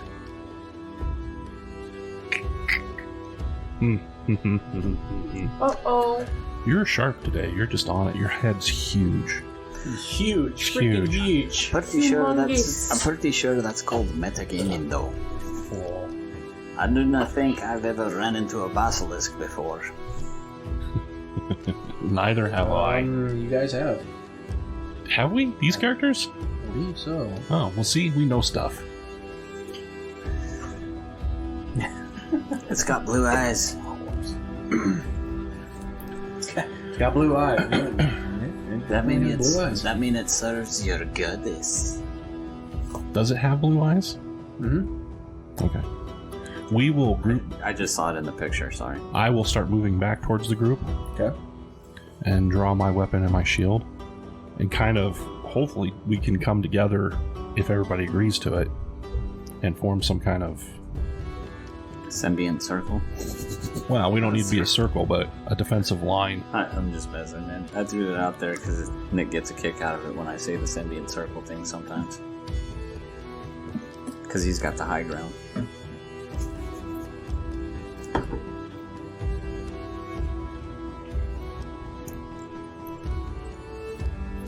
So, I have placed everything. Oh god. It's your father with his creatures. so the gentleman in the center between the two creatures, do I... Continue! Alright. So, to reiterate my question, Yes, yes. do I recognize the individual between the two? It is very dark. And again, you do have how many feet does that go to? Like 120? That is a good question. I believe the answer is yes. Okay. Yeah, his dark vision's better than mine. My devil sight is 120 feet. Yeah, buddy. You can definitely make out his facial features. Yes. You do recognize this person. Oh, Uh-oh. shit. Do I recognize him as my father? You recognize him as your papa! Father! Papa! Papa! It is I, Hildur, your son! I have traveled all over the great wasteland of the Icewind Dale, searching for you, father! Why did you leave me and mother? Not very barbarian-like there. Really? Oh. Hey, old man. Piss off. I don't need you anymore. You left me and my mom. Explain yourself. He's gonna be like, who wants to be king? I don't have to explain anything. Don't you recognize your own son? I barely recognize you. Have you fallen so far? You are the one who has fallen. I can sense her.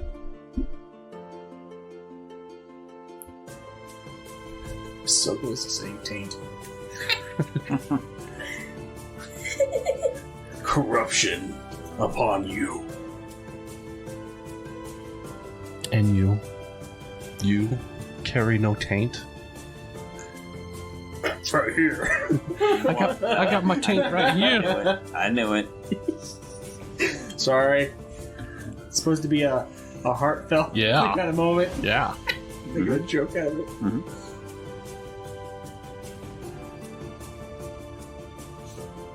How? Why? Why have you chosen this path? What has led you to this? Why have you forsaken the path that you were on? Why have you forsaken your people and your own family?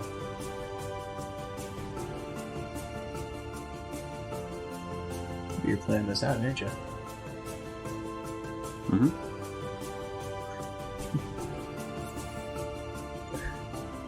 Why should I answer? You won't even talk to your own son?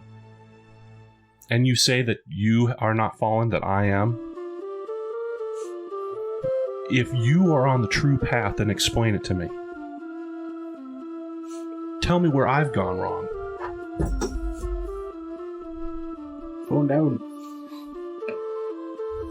Tell me why the patron of Draena is the wrong path. Why do you... will not speak her name.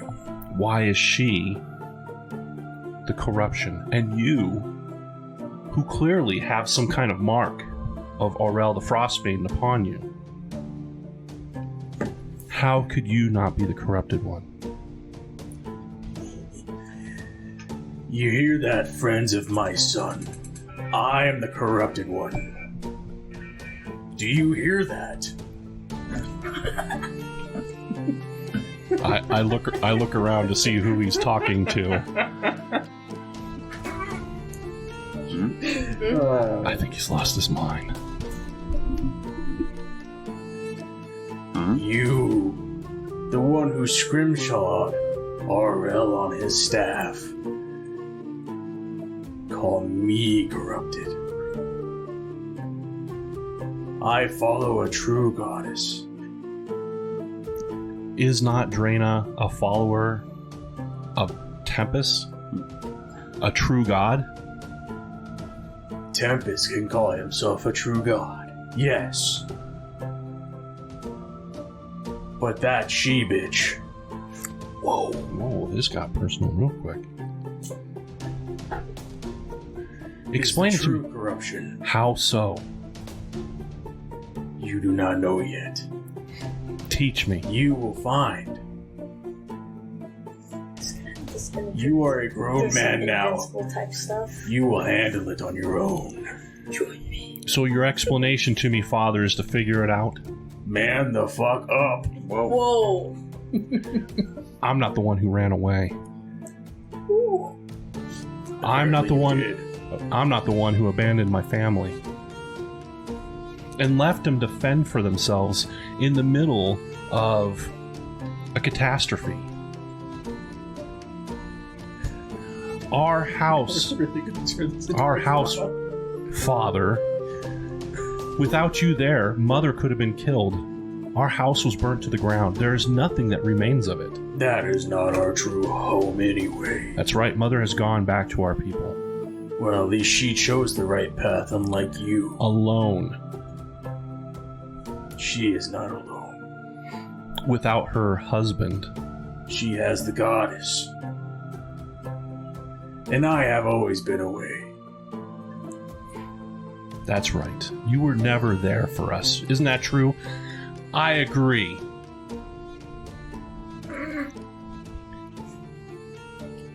Seriously.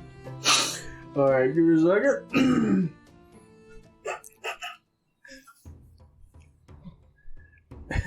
Crying out like a little boy. Such the little Hildur that has always been. Well, look at me now, Father. Standing sure. before you as a man. A man with questions. Does anybody else hear that? He's trying to do the old Stone Cold. He's just going to come walking down, and all of a sudden bears are just going to come flying at him as he's walking towards Pat. Smash them together. Whoosh. Sure, you may have grown in size, but you are still a little boy in year. I've grown more than just in size, Father. I have grown more powerful. I have become a warrior. Before me, or should I say behind me, I have left a trail of blood. And my direction, what lied before me this entire time, was to find you. Now, Father, do you stand in my way? Or do you... Trail of bodies behind you, A mere paragraph in the story in which is your father. You may have a few bodies behind you.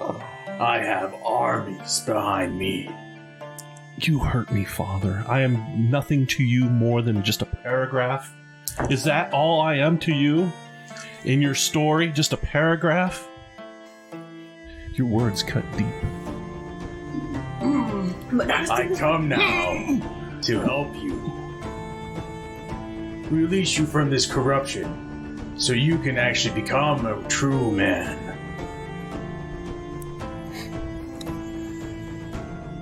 I ask you questions as to what the true path is and you won't answer. You say that I'm corrupted, but you won't explain. You have strayed from the path. I believe you have been deceived. I believe that you are under some kind of spell. Or think what you will. you're a fool. You say you are more powerful than me. Show it to me, I never boy. said I was more powerful than you. I said I would become powerful. Did I say that? You did. Did not. You did. It's all in the recording. I have become more powerful than you, Father. Very well, Father. If this is the only way that I can prove myself worthy of you, Then let us embrace in battle. I call upon the strength of my patron, Draena, and hers, Tempest. 1-on-1, man versus man. Let us come to some kind of conclusion. Fight me, Father, fight me here. We shall make this our battlefield. And what shall your friends do? Make sure that those creepy little pets you have there don't interrupt an honorable duel, if you have such a thing. You remember your friend Draknar, don't you? You used to call him friend at one point. I didn't know who this is. The man who stands before me is not the man I remember. Very well. But my pets will entertain your friends. As he says that, I start drawing my Apparently you don't remember me very well, or else you would know that your pets are not gonna entertain nobody. I hope you brought more than 2. We shall see. I Go forth. I come. Come here, yeah. Come, yeah. Come.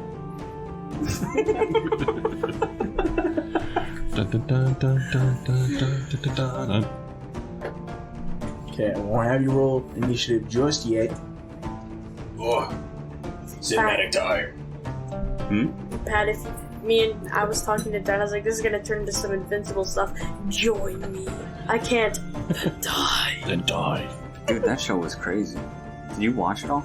I saw some of it. I watched a couple of the first. Dude, you gotta watch episodes. it all, man. That show was fucking cool. Yeah. But also very brutal. Yeah.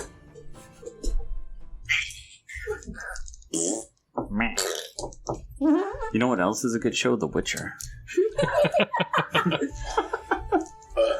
Geralt of Rivia is legit. You're gonna roll up. Ooh, that's what I should do for Candlekeep. Make a Witcher. I'll make a character like Guts. What? Well, there goes our whole smart crew. Come fight. One that only knows monsters, and the other one that just wants to swing a big ass sword. Oh no! I already got my character for Candlekeep. I'm gonna be a monk. Ooh, very good. Oh, you'll be IP man. Just No, I still haven't decided on the race yet.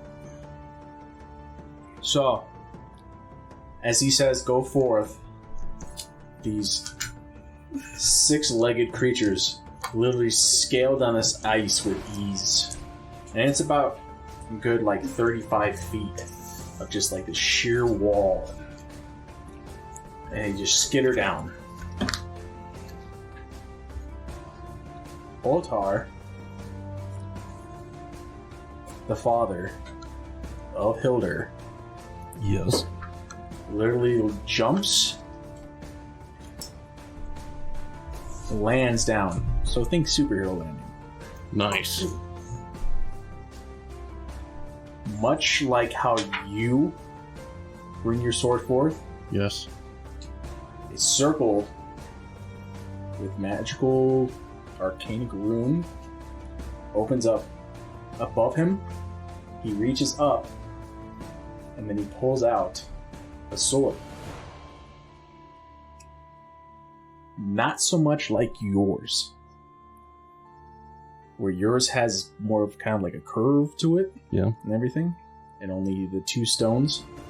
His has 3 stones and is straight, but it is literally just, to somebody like Birion or even Draknar would have to wield this thing with 2 hands. He easily wields it with 1. uh-oh. Nice. And at this point, I need you to roll initiative. All of us? All of you. Well, I mean, if you want to Okay. go up and tickle a monster, I don't care. You gotta fight in the right armpit. Dragna, I had a 20. 20? Varian? 18. Okay. Over. 21. 21.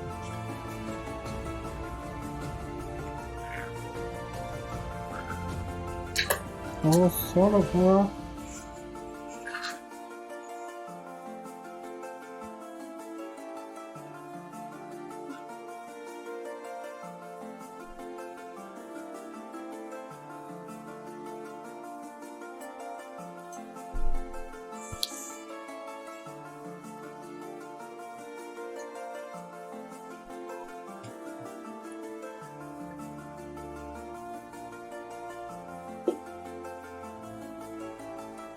Right.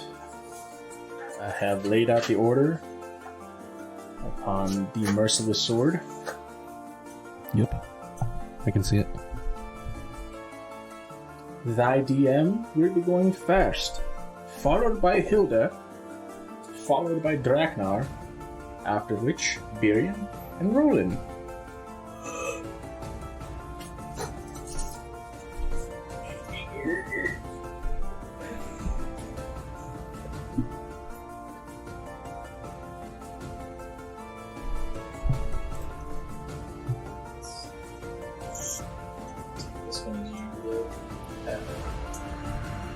Yes.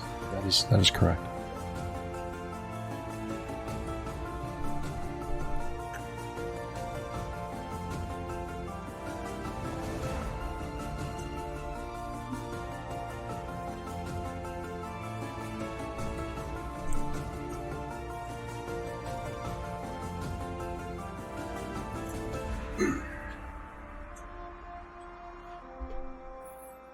Birion, I need you to make a... or roll me a dex saving throw.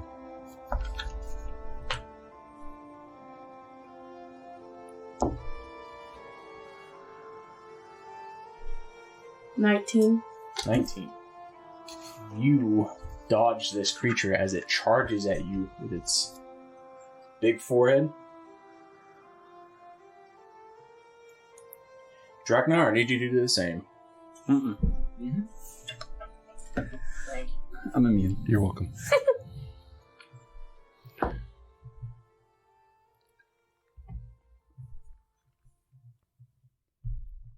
20 on deck save. Yeah, you easily roll out of the way of its charge. Ooh, ah. Bless you. Okay. Let's see.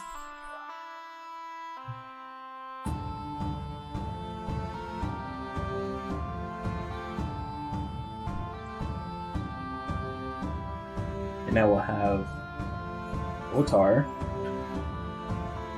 stand. He just stands there? He's just standing there with the sword ready. Okay. Cool. Step forth, would-be.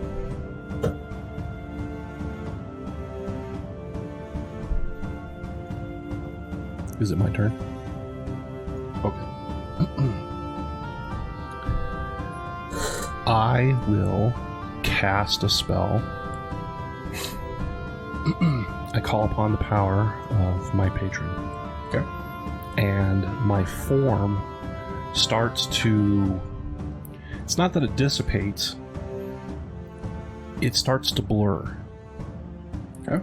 To the point where it's really difficult to tell where I'm standing, what I'm doing, and how I'm doing it. As a bonus action, I will cast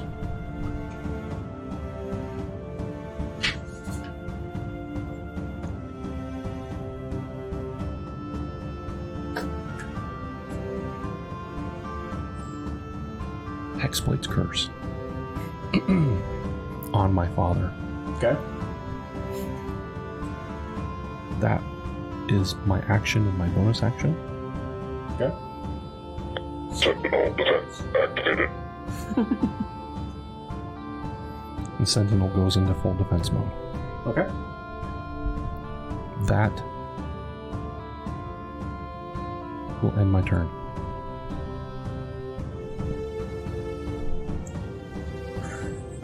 Draknar?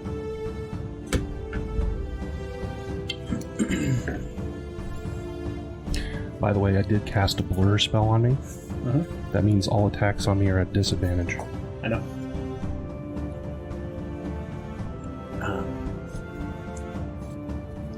I am going to rage. Okay.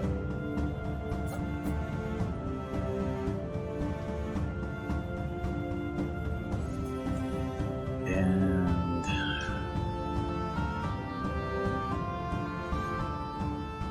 I'm going to use the spike gauntlets.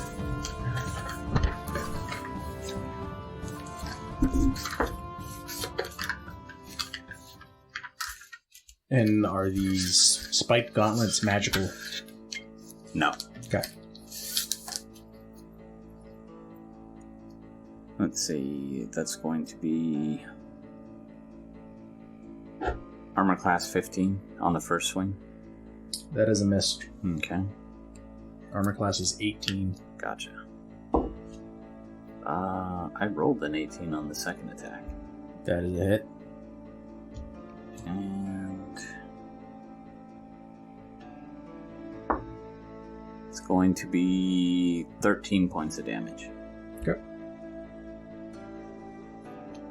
And that is my turn.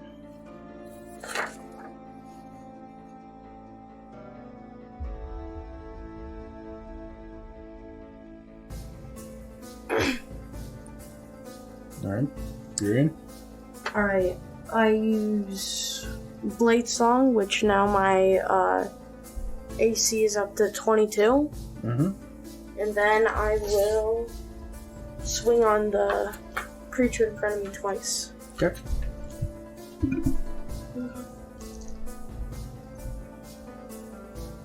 First attack. 26 to hit,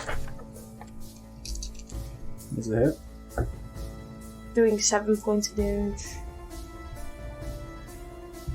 How many? Oh.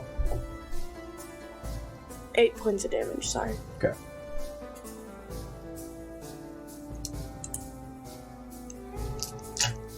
Second swing.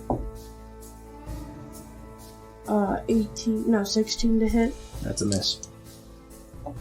That would be it. Okay.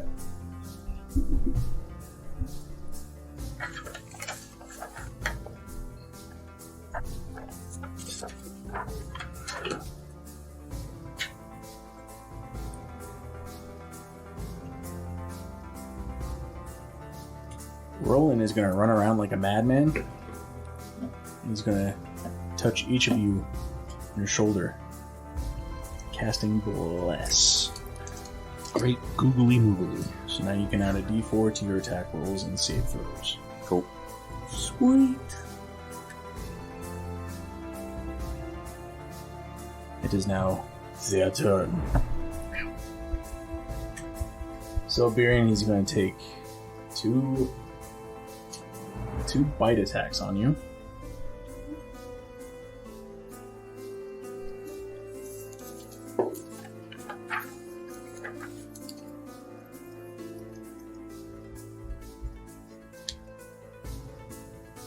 Hitting you with the first one.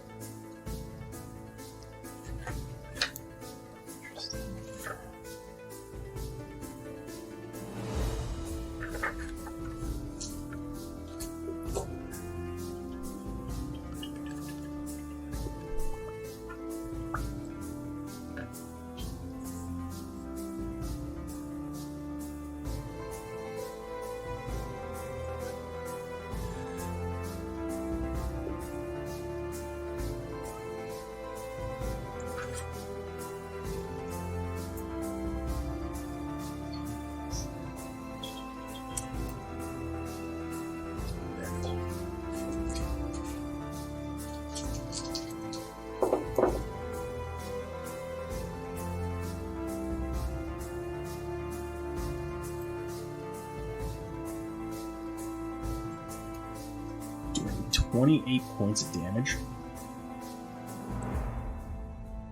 The next bite. Hits again.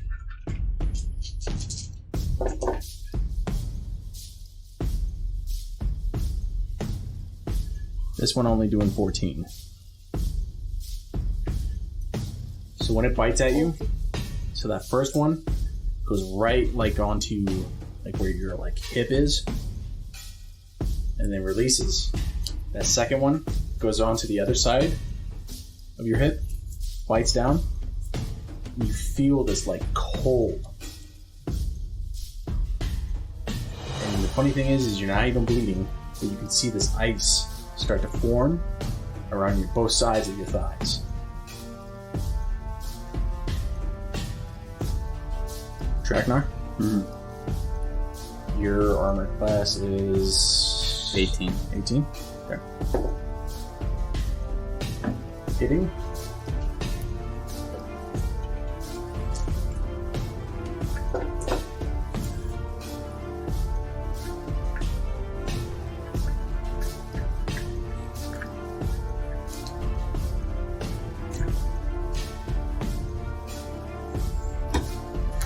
Doing 30 points of damage on the first. Is it magical? It does have a magical sense to it. Okay.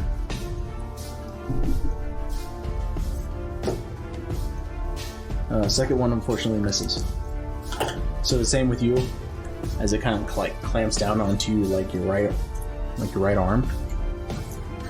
Like you start to feel your arm start to go cold. And then on your armor, of course. I take it that he actually takes damage from you as well. Yeah, but if it's going to be non-magical, so, and it's only 3 points, so. Oh, really?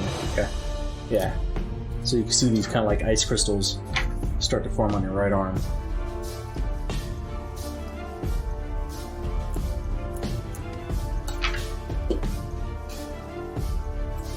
And for you. Yes.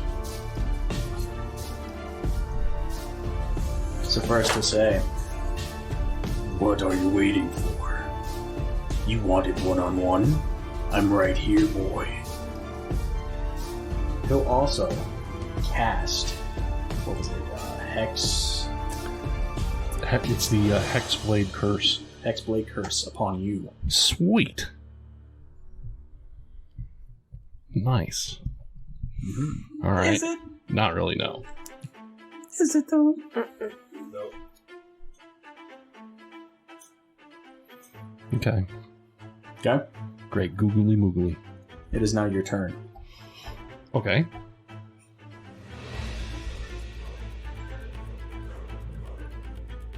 Mother asked me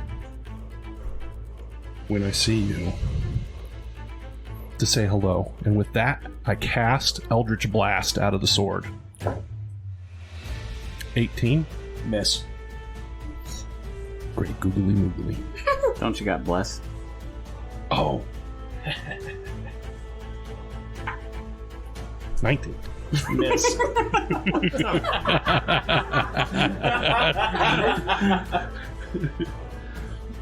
What the? Good times, good times. Mm-hmm. Okay. I have the ability to make 2 attacks around. Go ahead. I'm going to cast Eldritch Blast again. Okay.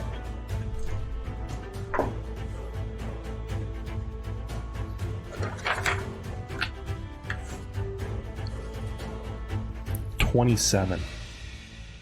That's a hit.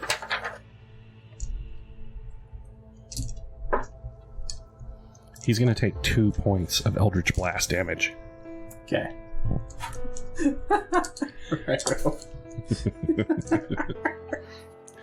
Let it begin, Father.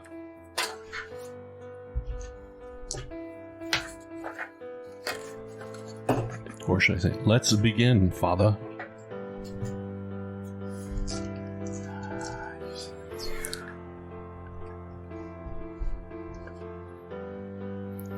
Sentinel will remain in a defensive posture.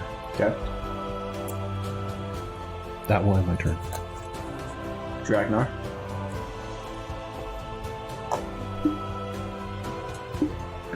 I will attack recklessly because it's going to hit me, so I don't care. Okay. So I might as well get advantage on my attacks. Okay.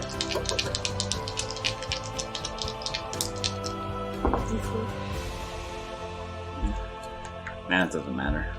So first attack's going to be a miss. Okay. Even with the D4, it's not going to equal an 18. It was that low. Gotcha. Wow. Okay. Apparently, I'm not going to hit anything this round. A 1 and a 2. So you got a critical failure. No. Because I'm attacking at advantage, so I keep you're- the higher of the two. Okay. Andrew's using a cheater dice. It's not a cheater dice, that's Pat's misconception. Yeah, I know. I'm saying that to Pat just the rest of them. I said, So as you are swinging on this creature, that first one with your left, you think, "Oh, I got this." Well, all he does is deflect it with his head. And that second one, that frost, seems to kind of ache at you a little bit, so it throws you off and you miss completely. Oh no, I don't feel the effects of cold. I drink the gut squisher. Yeah, but maybe your armor does. Never. Alright, Varian. I cast Sunbeam at 7th level in front of the one in front of me. He has to make a Constitution save versus 17. If he makes it, he'll only take half. He definitely makes it. Okay. 6.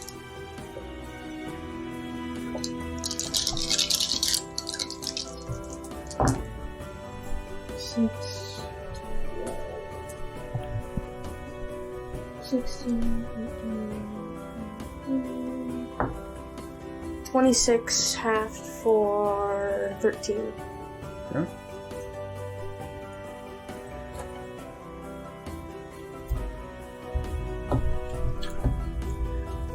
That'll be the end of my turn. That's radiant damage, right? Yeah, radiant.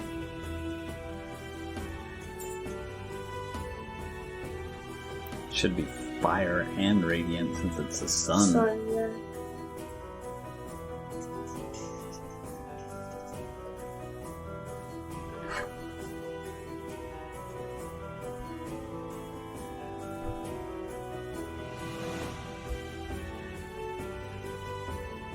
Okay. Very, very good. Alright. So now it is rolling.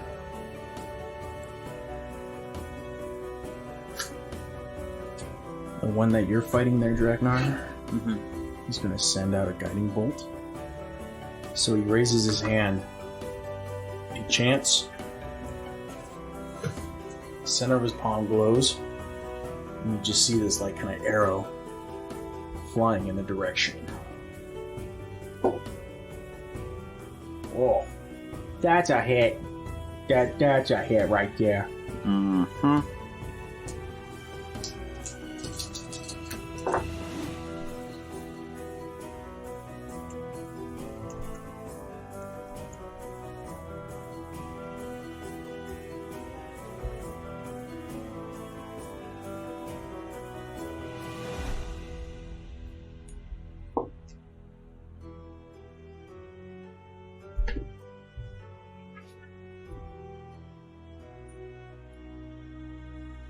And of course, as that guiding bolt hits him, and hits him on the side of his face, his whole body starts to glow.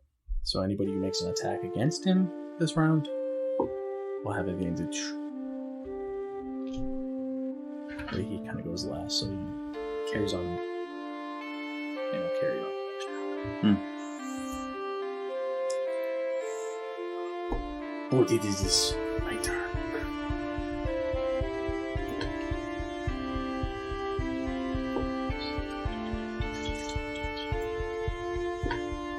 It's going to attempt to bite you twice there, Baron. Alright. First one misses.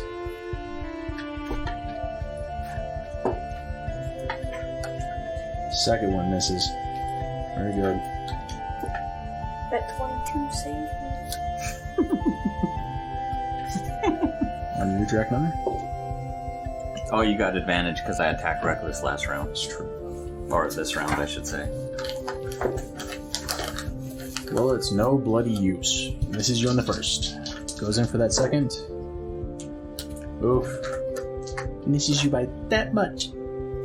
Right.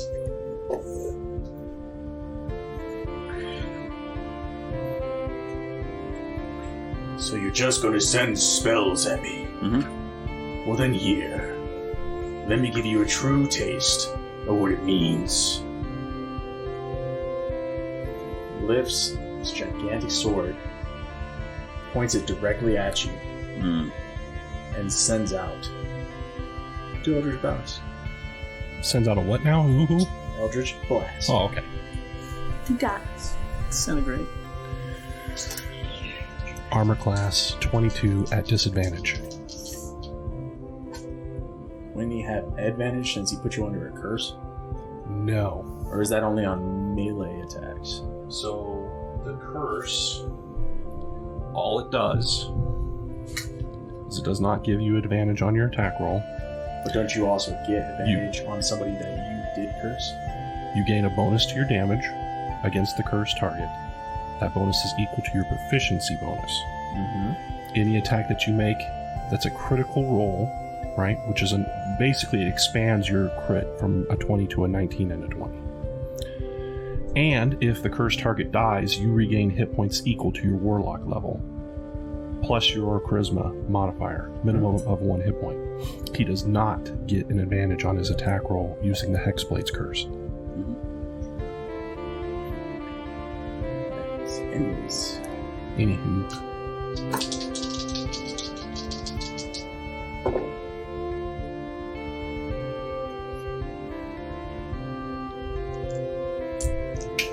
That 20. How lucky for him. Not sorry. Not sorry.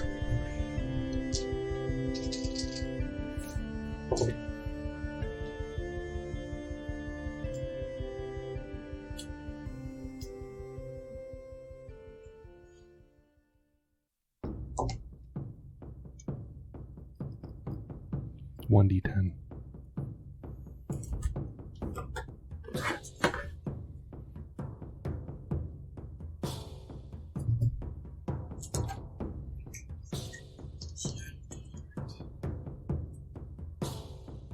So on that one he did 15 points of damage. He casted a higher spell slot. Casted a higher spell slot. Sure. 5th level is the lowest spell slot he could use to. Well, actually, if you expand a second, if you use a higher spell slot, the lowest one you can use is 5th level, and it technically doesn't increase the damage. What it does is it causes you to cast 2 bolts. Does he cast 2, or just 1? 15 points of damage on 1. Sentinel defense activated. And what he sees is a glow from the amulet as part of the damage is absorbed over to Sentinel. Okay.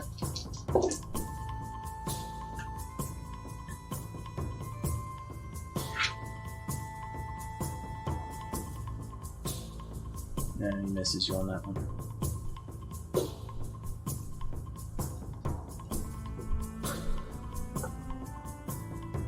So you said D10, right? Yeah, for the damage it's a d10. If you I hit. rolled nat 20. Right. Oh, There you crit. go. Yeah, I got it. All right, I'm smelling what you're stepping in. I'm a little slow to the party there, bud. Just a little bit. Little. Just a little. All fair. I get you. And unlike yours, where it's like fires, this like lightning, Yes. his is flowing like this. It's not so much ice, but it has just like this blue light that trails behind it. Right. And as that one hits you, I mean, it strikes you in the chest. You hit him once before, Yeah. and he basically just brushed it off. Yeah, well, it was only 2 points damage. Yeah, well, still. Okay, Okay. that's ending their turn. Now it is your turn, Hildur. All right. Both Sentinel and I will move up. Sentinel's not going to move all the way up.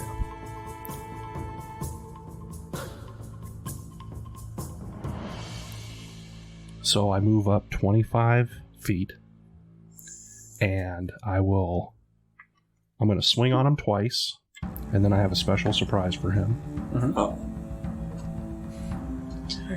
Give me a hug, Dad!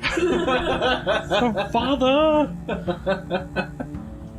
Alright, so the first swing is going to be a miss. Okay. With a big old 6. Yeah. The second swing is going to be... That is awful. Actually, it was more than a 6, but it was still going to be a miss.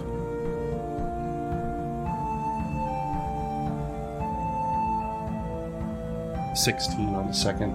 Yeah, it's a miss. Okay. I had a feeling. Then I hit an ability. It's not specific to... It's a feat. Yes. It's kind of like a feat, but it's an Eldritch Invocation. Oh, okay. And this particular Eldritch Invocation is called Maddening Hex. Mm-hmm. So, and you can do it as a bonus action. Cause a psychic disturbance around the target who is cursed by my hex spell. Such as the Hexblade's curse, which I have already placed on him. I will be then dealing psychic damage to this cursed target. And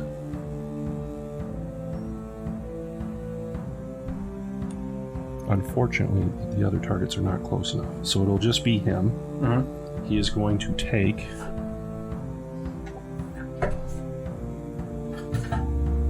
Gong.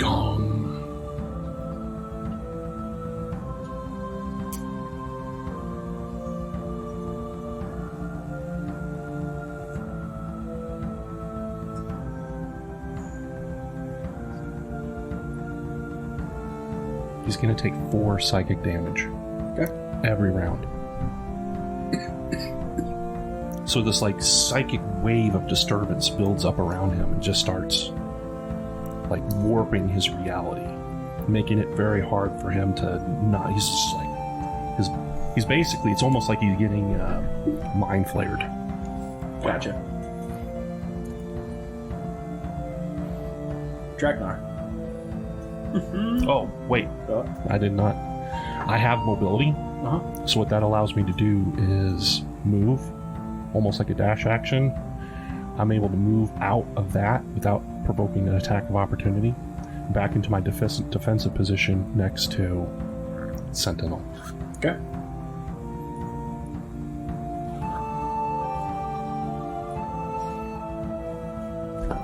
That ends my turn. Alright, Draknar.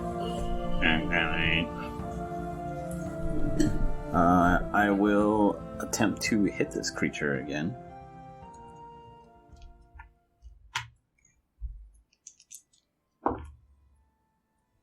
Oh, that's nice. Hit armor class 20 something. Something. Yeah, that's a hit. I was going to add it up and I was like, well, I know an 18 hits, so. Yep. It takes 9 plus 5, or 9 plus 5, yeah, 14. Second attack.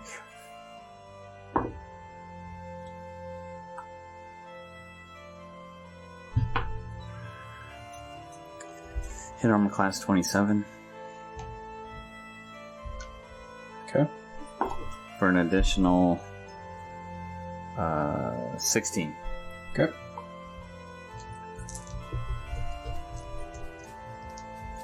And that is my turn.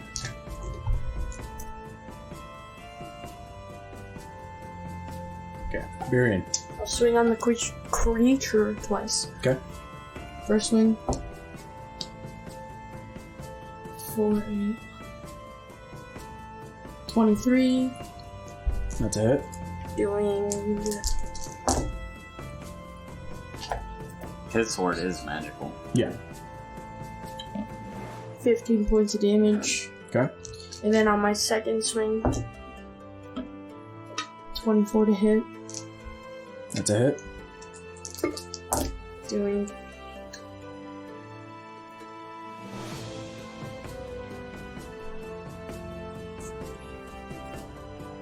21 points of damage on the second hit. And that is it.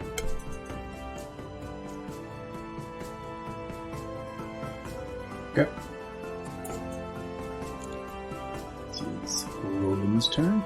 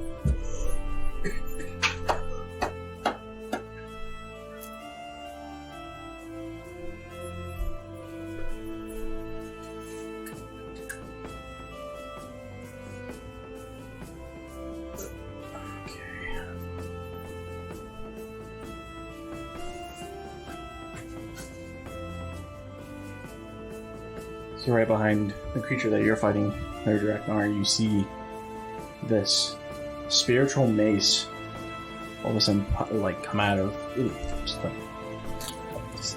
this mist right behind the creature. Mm-hmm. And takes its swings.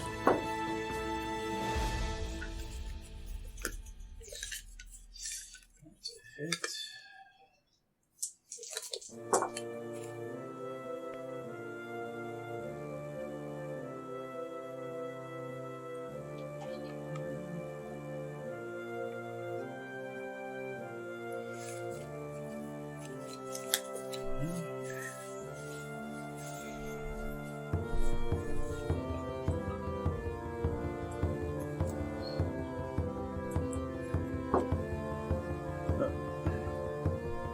You see him kind of ball up this energy, sends it out.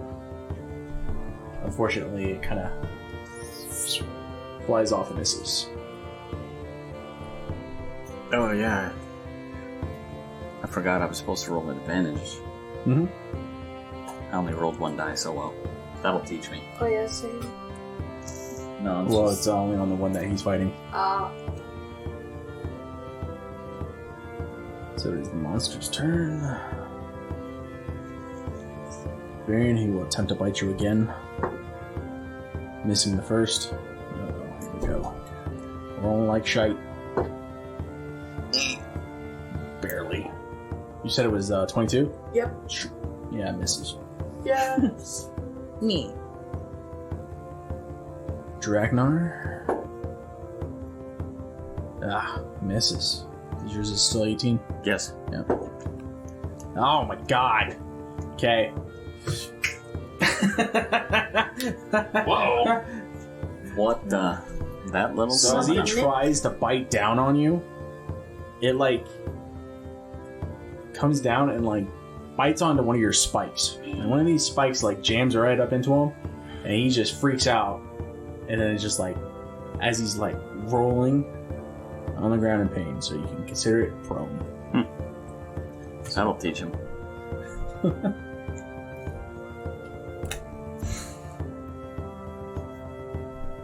Avast, me hearties. See, you're still a boy, playing with your toys.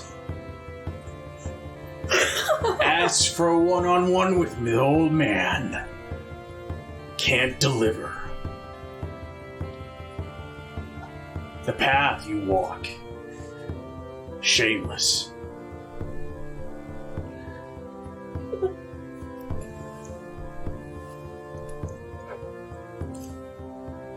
Shame.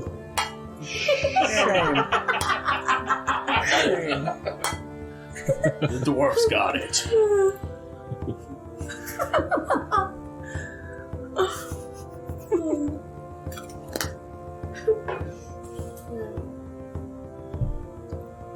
So I'll send out another Eldritch Blast.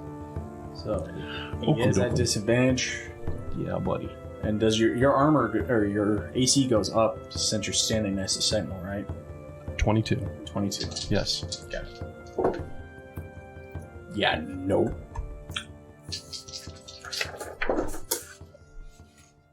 And no. Misses both times. Coolio.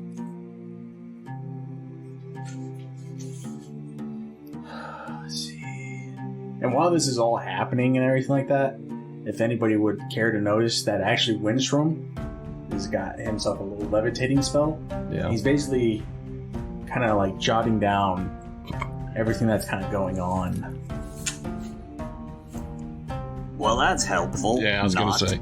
Well, he did tell you in the beginning that he wasn't going to help you. He did tell you that, Pat. Yeah. He told you that. He didn't tell me that. But he's still not helping me. I don't know what to tell you about that. It's not like I didn't forewarn you. Here we go again. Come on, guys, you got this! Hildur, it is your turn. So the maddening hex is in full effect, right? So he's going to take another 4 points of damage. However, this maddening hex, as it floods into his brain, is coming with images.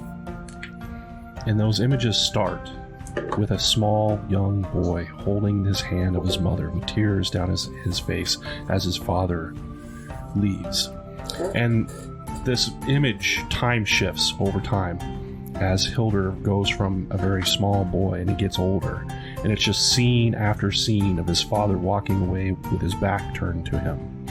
And then Hildur asks his mom on several occasions, "Does Dad love me?" And Greta, his mother, says, "Hildur, your father believes that by putting a roof over your head and food on the table, that is how he shows love." And then it continues. The images of the attack on East Haven by the dragon, the heroic deeds of this group as they fought it off, but at the same time, he's also being shown images of the destruction of the town and people's lives being lost, the house being burnt down. In addition, his father is flooded with the images of not just the people of East Haven, but the people of 10 towns who are starving and being sacrificed. And the images continue. It goes on to the first time that my character in this group actually came across Grug, who then explained to Hildur, at least in part, the secrets of the sword, and that you, father, had actually expressed to Grug that he was supposed to stay there and help Hildur find that sword. For some reason, even though you say that that's the wrong path, you had left a trail for Hildur to find that sword, with Grug being the guardian of there. And then the images continue to go on and flood into his mind of our experience of going into the Blight Keep and fighting with the Duergar, and the images of those prior to that, the Duergar actually taking the lives of fishermen off the lake. And then included in that is the vision of the hag throwing some of the townspeople into a stew or a pot and eating them. All of this flooding back of the pain, the suffering, and yet the heroics of this group and the things they have done and endured to get to this point. All of this inflicting this psychic damage, and it's just a non-stop. Put it on a film reel and just hit repeat. With that, I will then charge my father. Father! Mm-hmm. And I will attack again. Okay. Mm-hmm.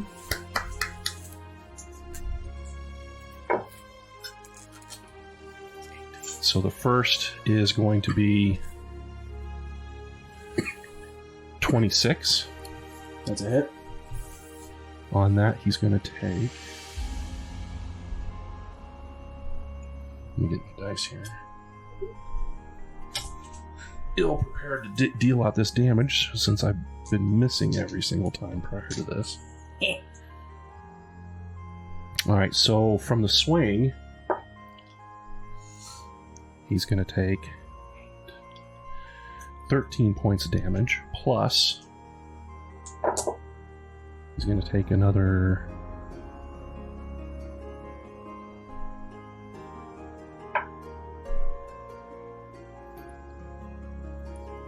eight points of lightning damage. Do I need to continue to separate that damage out? No. Okay, so here comes the second swing.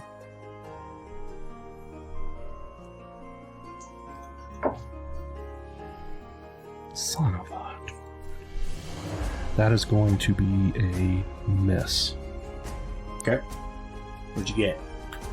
Like a 18. Yeah, that's So that will be my 2 attacks. Mm-hmm. And I will move back into position next to Sentinel, thus ending my turn.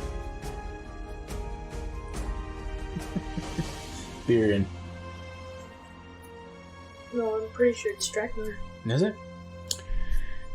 Yeah, it's Draknar. I can't see from right here. Sorry.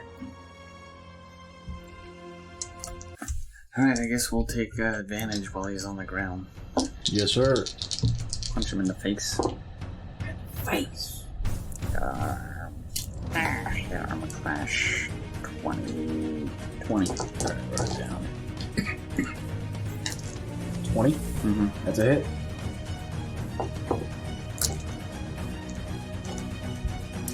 Uh, 16 points. Second attack.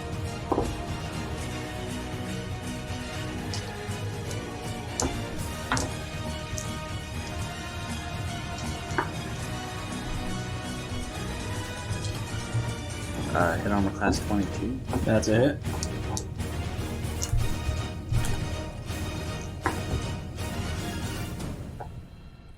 Uh, 9 points from that one. Good.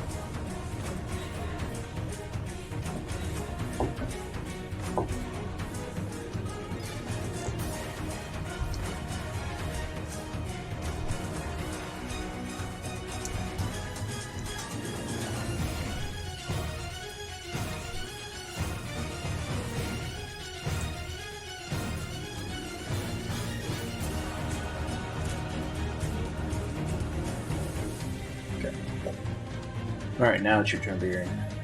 I'm gonna swing it twice. First swing, 28 to hit. That's a hit. Doing 17 points of damage. And second swing, 20 to hit. Mm-hmm. Doing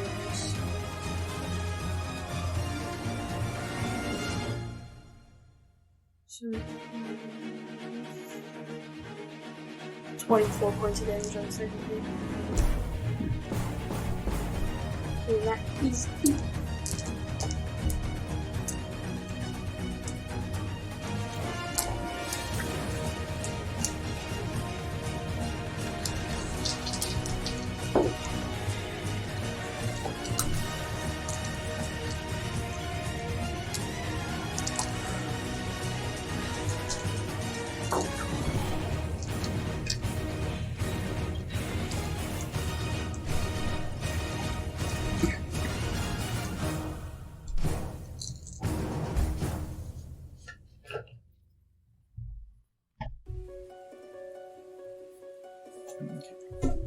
So Roland will send out another one of these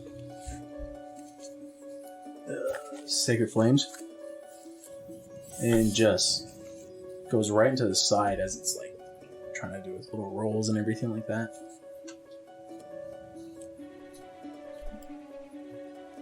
Ending his turn, so now it will be their turn. So he rights himself.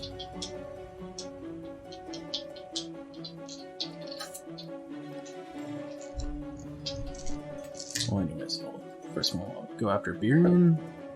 First one, god dang it, miss. Son of a miss. Draknar.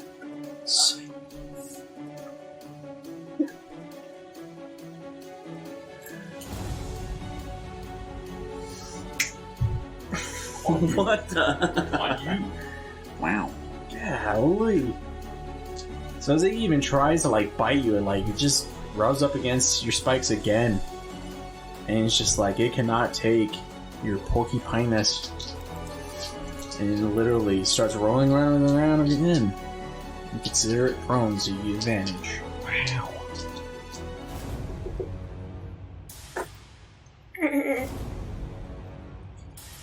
So as those images are flowing through his head, Yes. I mean, he's got one hand here. Right. Of course, the other one's on the sword. You don't want to be like this.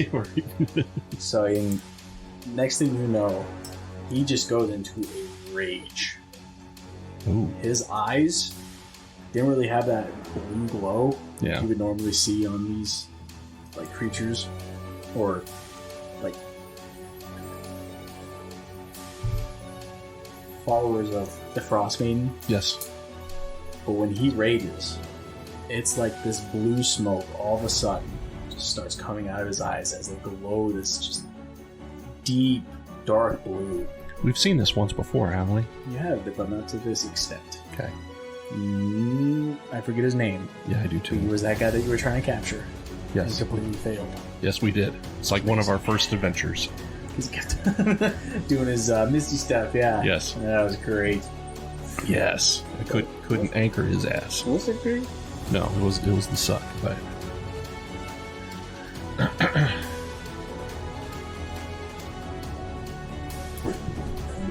Right up to you there, bud. awesome sauce. Still had a disadvantage. 3 attacks on you with this gigantic sword.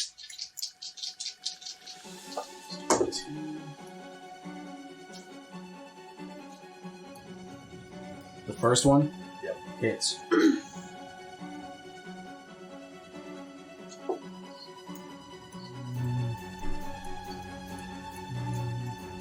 Where's the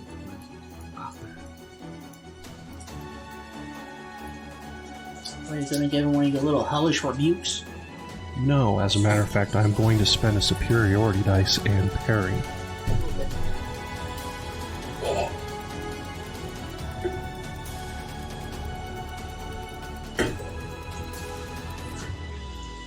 Well, we'll see.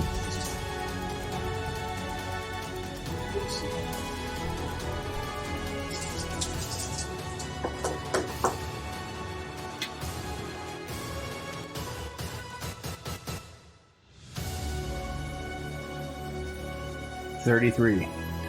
33? Mm-hmm. Awesome. So I spend a superiority dice and parry, Okay. but Mm-hmm. I basically parry 6 points of that. So what was it again? It was 33. 33. So minus 6 is going to be 27. And then Sentinel defense activated. he will absorb half of that. Okay. No, and then. And then?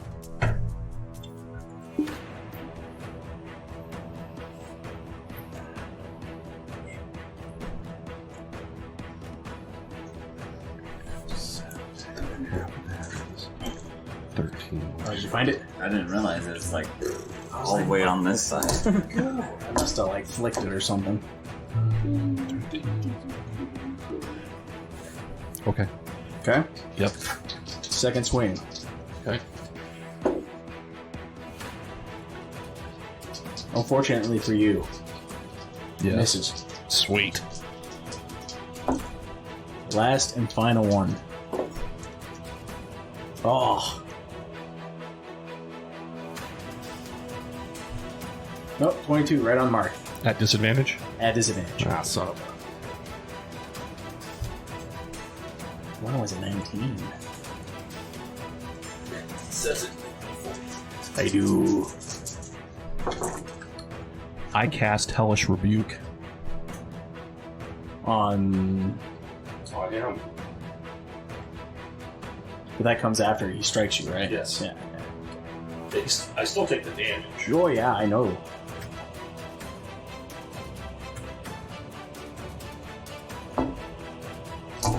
It's 32. Sentinel defense activated.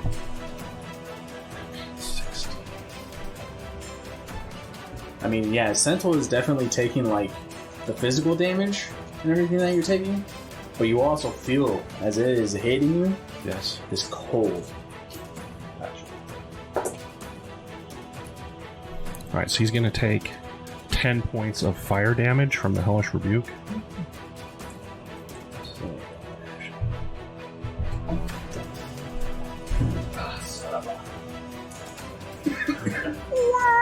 Oh my god!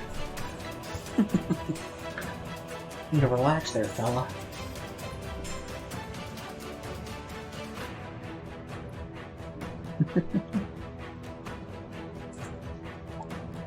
Okay. Okay. It is now your turn.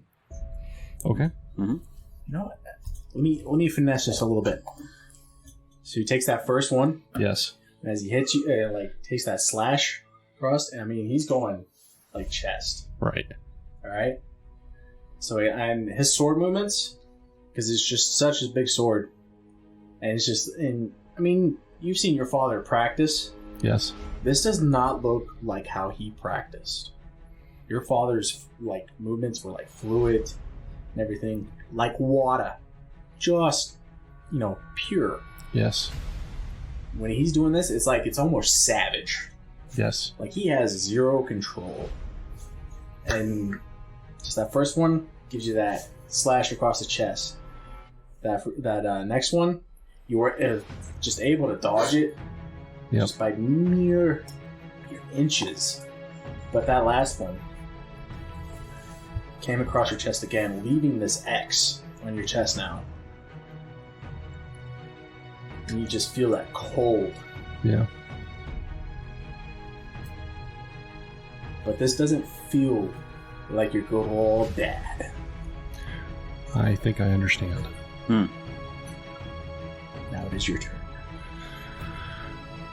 So, I'm still going to leave up the Maddening Hex. And, That's right. yeah, it's 4 points of damage every round. Maybe.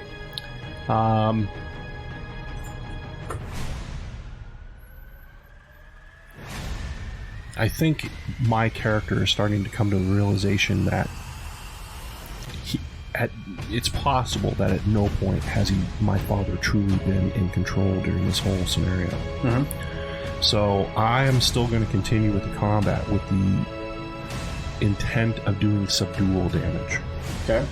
Also with the attempt of trying to convince my father through these images. Now I'm going to start bending that psychic damage, that maddening curse, that maddening hex, I should say. Yeah. And these are things that I don't know, so I can't control any of this. But with the intent of the maddening curse to help bring my father's misstep, whatever that misstep that sent him on this weird path, to the forefront of his brain, with the idea that I'm trying to turn him, to bring my true father to the surface. And whatever entity or possession is controlling him, to squash it like a bug. Okay. Okay. So I am going to cast Bananas.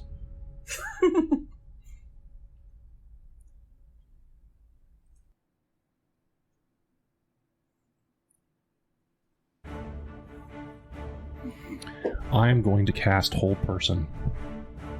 He will need to make a save versus Wisdom.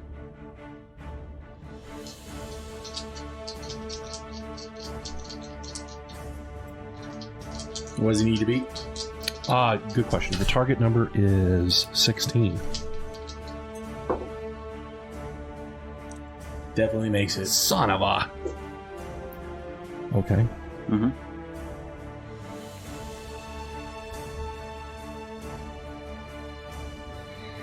I move to the other side of Sentinel, putting Sentinel between me and him. And then Sentinel...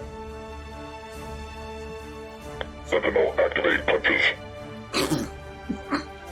God dang abomination. Sentinel starts trying to beat some sense into my father. Let the pounding begin. What the?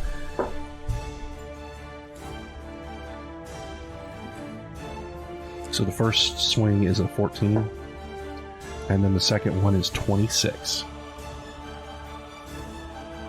which I'm assuming is a hit. The second one, yes.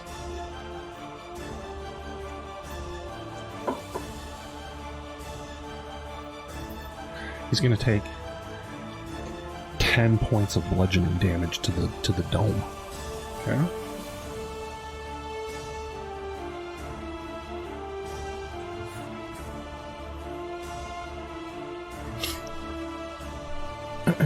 That will end my turn. Okay.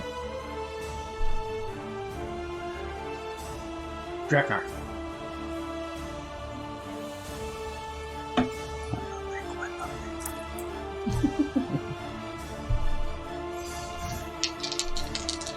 I would punch away.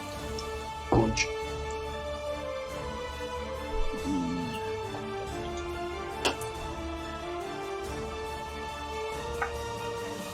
Hit armor class 27. Yes, sir.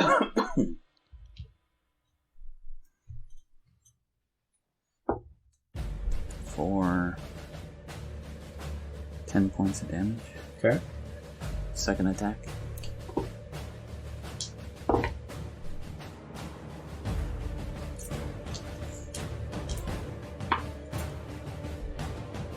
.24 to hit. That's a hit. For 11 more.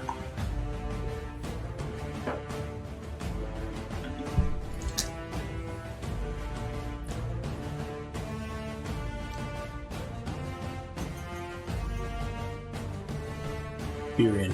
I'll swing twice. Duels. First attack. Whoa.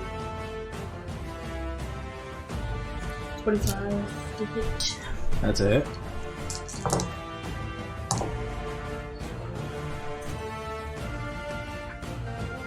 $19 points of damage on the first attack. Okay. And the second swing. 15, which is a miss. I'll end my turn.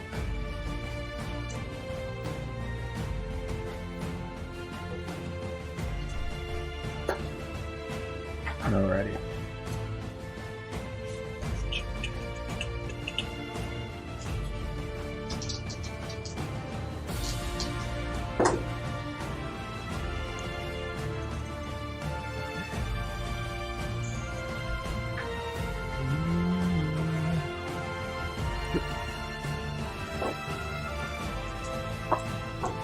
There we go.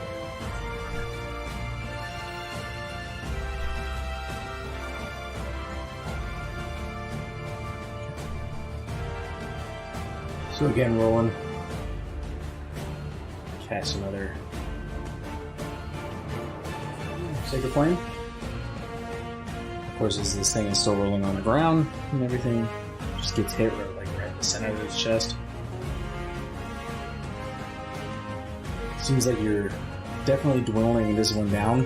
You can definitely see that's bleeding from different places and everything like that, and scorch marks, of course, from all the damage that rolling is doing. Especially with the one that you're battling over there, Viren. You definitely have, with all your slashes and stabs,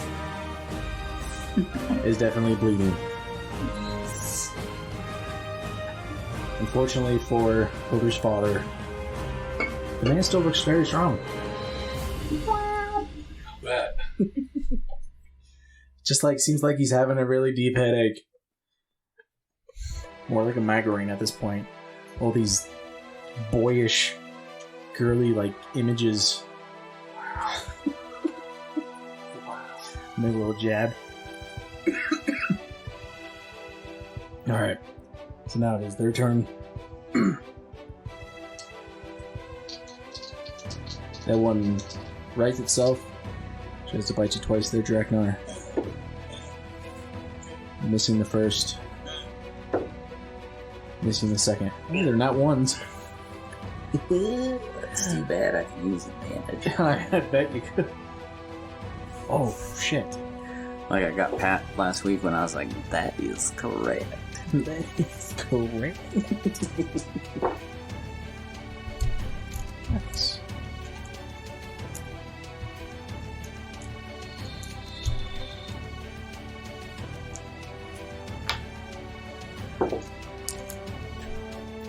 First attack on you, Barian, misses, unfortunately. And so does the second. Yes. Son of a...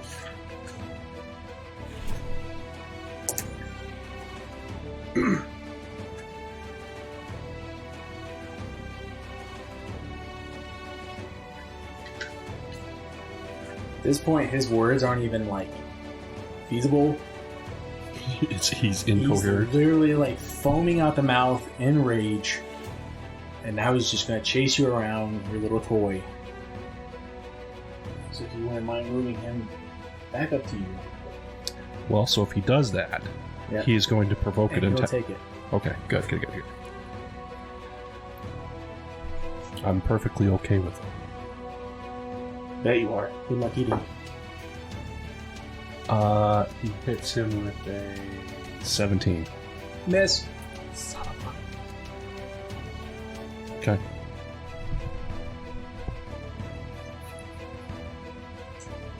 Just with disadvantage. So it's 3 swings. Oh, lucky. Lucky.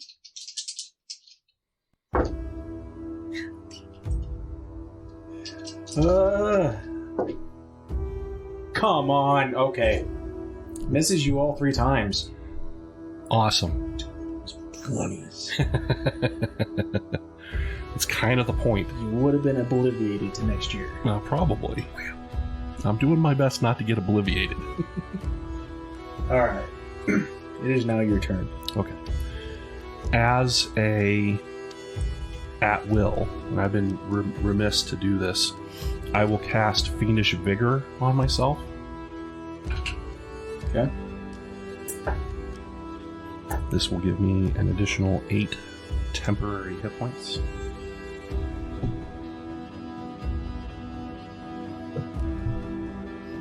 I will swing on him twice. Okay.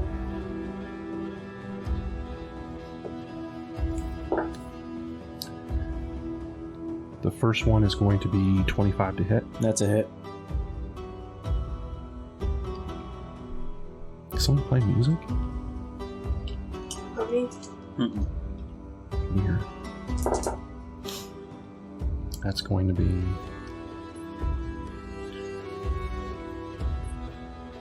It's going to be 28 points of damage.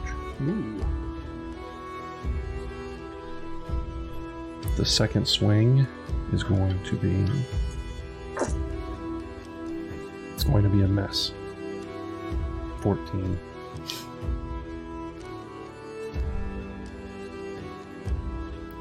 I will then move. Mm-hmm.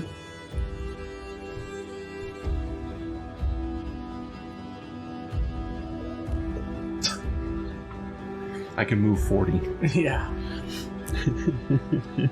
without provoking an attack of opportunity. Sentinel will swing twice. Nat 1.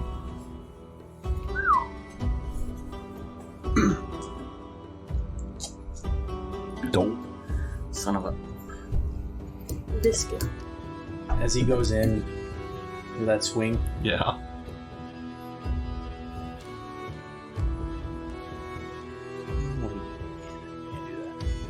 so he tries to hit him. Right. He just kind of like pushes back a little bit. He immediately just overswings himself, spins. Your construct Mm-hmm. is now sitting on his ass. Sentinel made mistake. Mistakes were made. Error. Error. Error. What the? Oh, jeez. Son of a... All right, Draknar, you're up, bud. And just one thing I haven't really mentioned, but just to make sure we're clear. So every round, Sentinel is regenerating. Yeah. No way. He does. Every This round. damage he's taking. Permanent. Unless he tells me Forever. otherwise. Kaiser Permanente damage. Oof. Hit armor class 25. Yeah?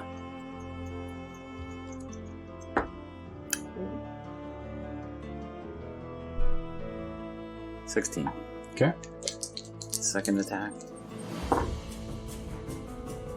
That one's going to be a miss. Hit armor class 16.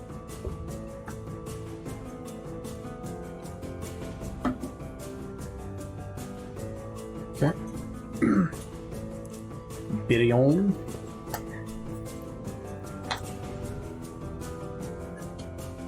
I'm gonna swing twice. Okay. I was figuring out if I was gonna swing or if cast a spell. First swing. Bless you.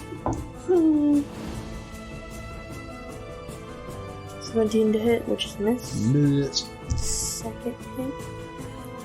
Swing. 28. Ah.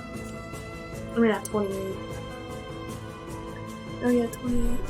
To Okay. hit. Doing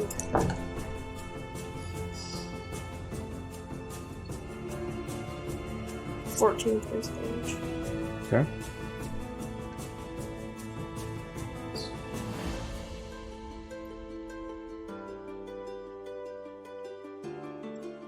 Okay. That was my turn. Yeah. Oh, shenanigans.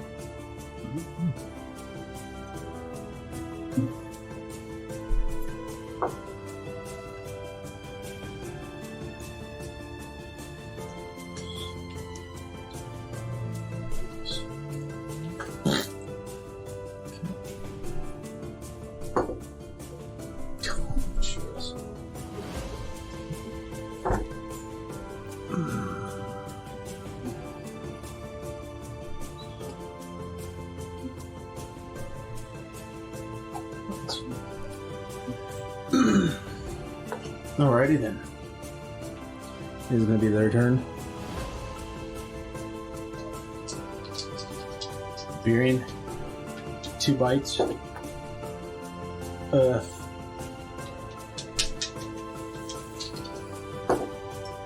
There it is. Oh.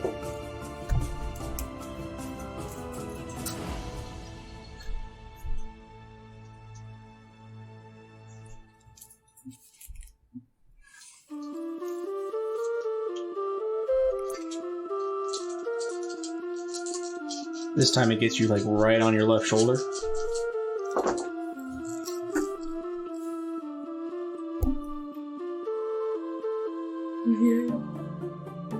Doing 22 points of damage.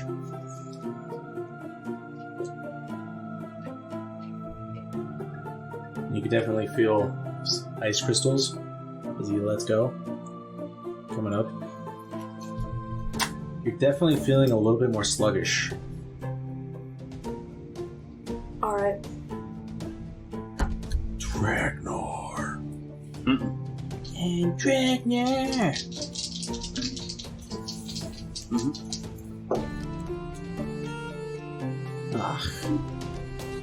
I don't roll on that one anymore.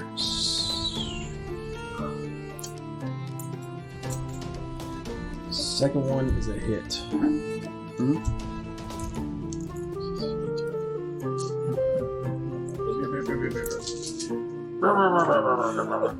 Oops.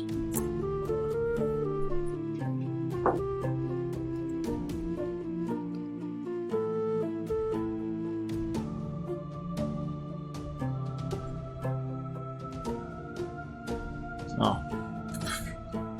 Well, he only does 11 points of damage to you. Wow. But again, like he clamps you down right on your arm, like your forearm here, and then you can see these like ice crystals forming. But you're cold resistant, right? So yeah, you're not cold resistant? I mean, the gut squisher gives me like a resistance against cold, but I don't think it's like an actual versus like dragon breath or anything like that. It just this isn't like dragon breath. So basically, all it's doing is just like it's forming these crystals to kind of slow you down. But if you do have any sort of like resistance to cold or anything like that, then you wouldn't really be feeling the effects yet. it helps against the cold and it makes me resistant to sleep. Okay. Yeah. Yeah, it's not trying to put you to sleep or anything. Yay!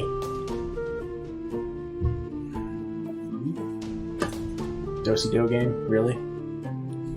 Yeah, right. Okay. Does he go around? He does. He provokes an attack of opportunity. He does. 22. Oh. That's a hit. Oh. No. Oh. He's prone, or not prone, but he's on his ass. That's right. So he could go around Sentinel and not provoke an attack of opportunity. However, did he take the 4 points of damage last round? Yeah, he did. Okay, cool. I've been keeping track of that. Thank you, sir. Mm-hmm. I will move your gentleman for you then. Thank you. Or in this case, Father! Papa! Don't hurt me, Papa!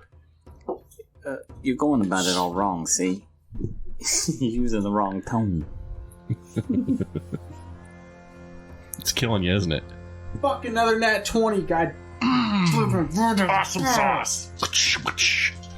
Because he has a disadvantage. That's it. Papa's killing the sun. Son of a... Alright, I'm done with you. Kaz. Fucking nat 20 on this one. Next turn, nat 20 on this one. You're wasting my nat 20s, alright? You're taking my luck away.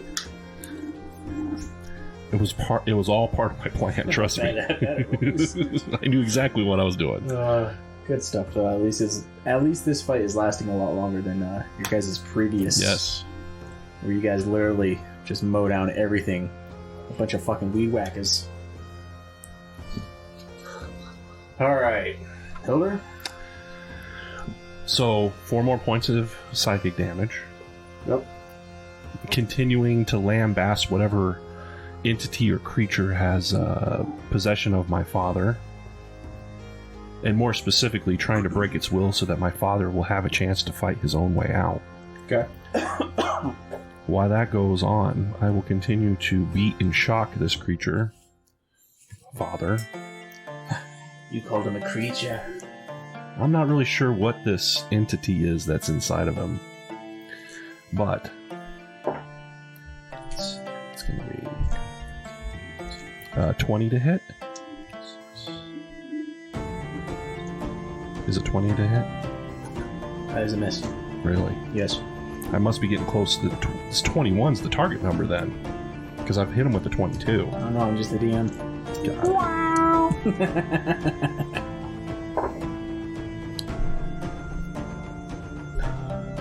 Another 20. That's a miss. What the? And then Sentinel will get up. Okay. That will be his movement. Mm-hmm. And then... Sentinel reactivate punching mode. 12 and 11, both missing. I will then Trying to give him the old 1-2. And he's just like, he's over here like Tyson, like, son of a. I will then move. Of course you would. Of course I will. I know. I did. I said you. That sucked. That was 4 attacks. You know what? Screw that. Can I continue? May I? Give it to you. Action surge. I'm gonna spend an action surge and swing on him 2 more times. Okay. Screw that noise. I want to kill you, Daddy. I want to kill you.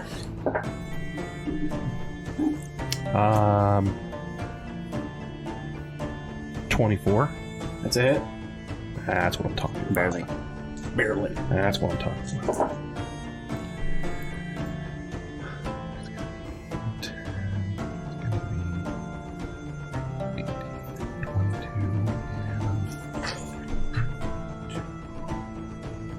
So that first one's going to be a 27 points of damage. Okay. And then...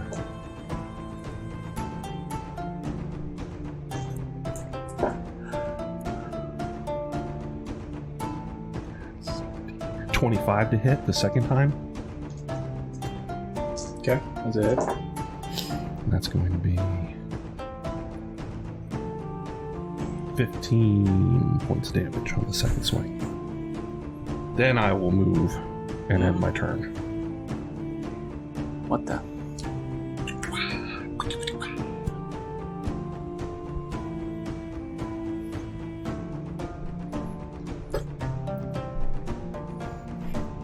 Dragna.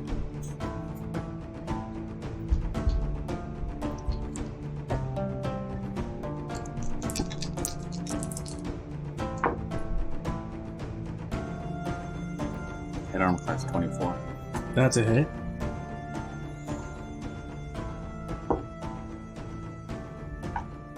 For 11 points of damage.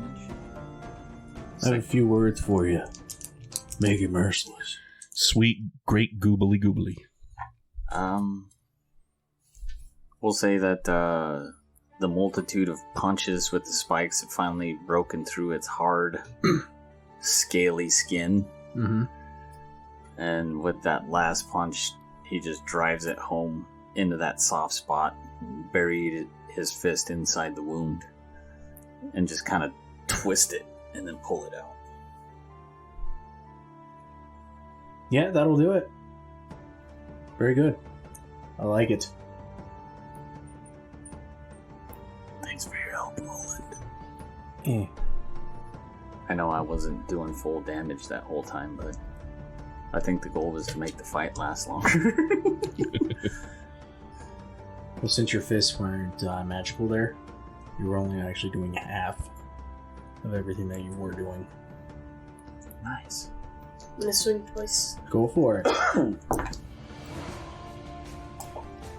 Miss. What'd I you rolled get? a 2, so there's no way I can. Plus 12 is still. No, 2 plus 12 is not Oh yeah, 14. It's alright. Meh. Math is hard. Now that one was a 19 to hit. That's a hit.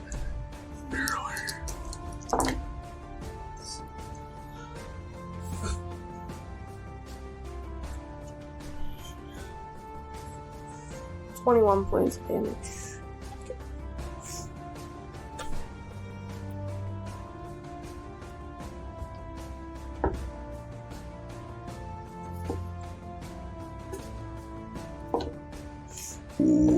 All right. Pleasure.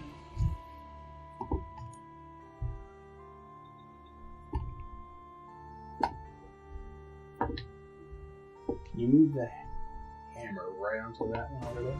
Over there. Mm-hmm. Okay. Ooh, shenanigans. Shenanigans. What the? No. Cheers.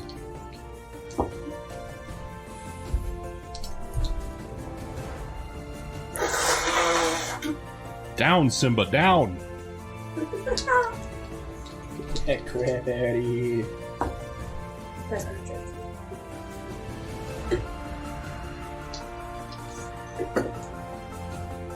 Oh.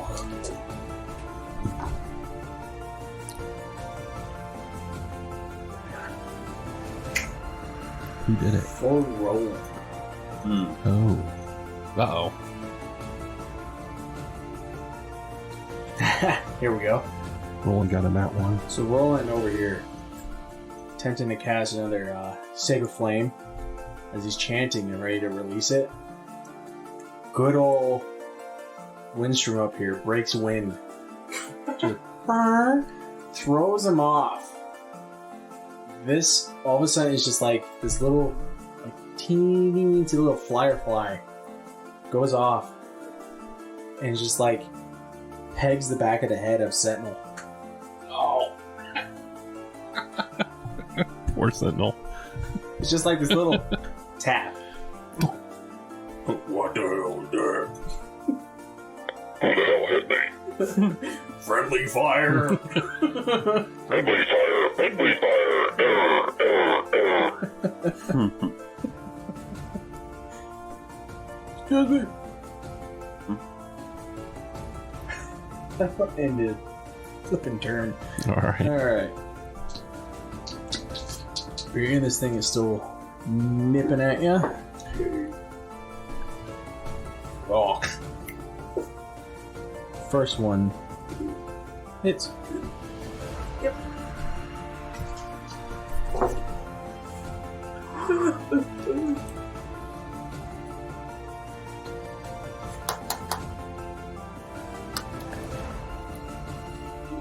Doing 33 points of damage.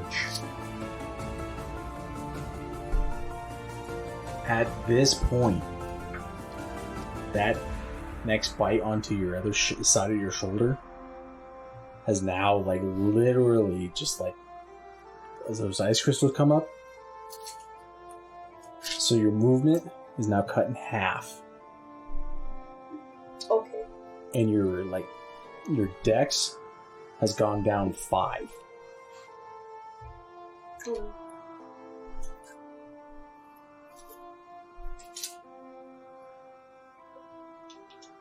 Bite number 2. Oh, lucky you, he missed. Okie dokie. So now, your father. Yes.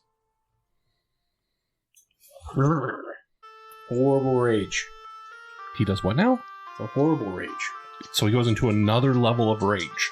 Yeah, he's more pissed off now than he was before. He is going to provoke an attack of opportunity, Yeah. right? It's like mindless. I mean, he'll just take the blow. An 18 is not going to hit him. No. 3 swings on you, good sir. Okay. Miss. Did he nat one? Did he nat one? Yes, that's what we're talking about. He nat one, son. That's not good. It's good for me. Is it though? Maybe. You tell me. You're the DM. I'm assuming it's good. So yeah, these savage like swings and everything like that, and just like the amount of anger that he is feeling, Right. and everything like that. I mean, veins are popping out because of all these freaking sissy images and everything like that pop into his head. Oh my goodness. You know, he's not having a good time with it. But he swings on you. Instead, the sword goes flying out of his hand, and you got, you know, I mean, pretty big dude, really heavy sword. He flings this thing. It goes off in the distance, Right. and then like literally just shatters into one of these like sculpture trees. Oh yeah. And just shatters the damn thing.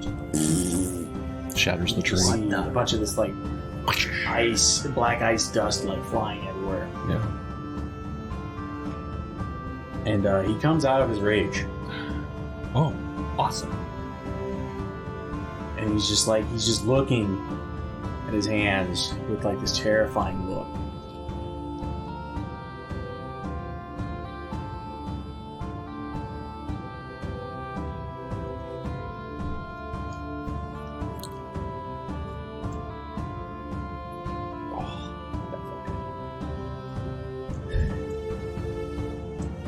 Is at this point, this blue light comes down on the battlefield. You see before you this figure wearing this blue robe, face of an owl, torso of an owl, claws, what have you, legs, all of an owl. Yeah. Comes down, grabs your dad, right? And then flies off. Your dad the entire time just kicking and screaming. No! No! How dare you! As I yell up into the sky to this, who I assume is some kind of avatar of Orel or something. Right? That's a good assumption. You won't tell me. That's who I'm yelling at. I'm like, no! No! Fight her, father! Fight her! Damn it. Can I, before she makes too far? Shit, it's not gonna work though, but I'm gonna try it anyway. Screw it. Now I'll give this a chance for everybody. Okay. If there is something that you want to do, I will give you that chance. Can I throw a fireball just like on it? Whoa. Well, I mean, you'll be hitting his dad either way.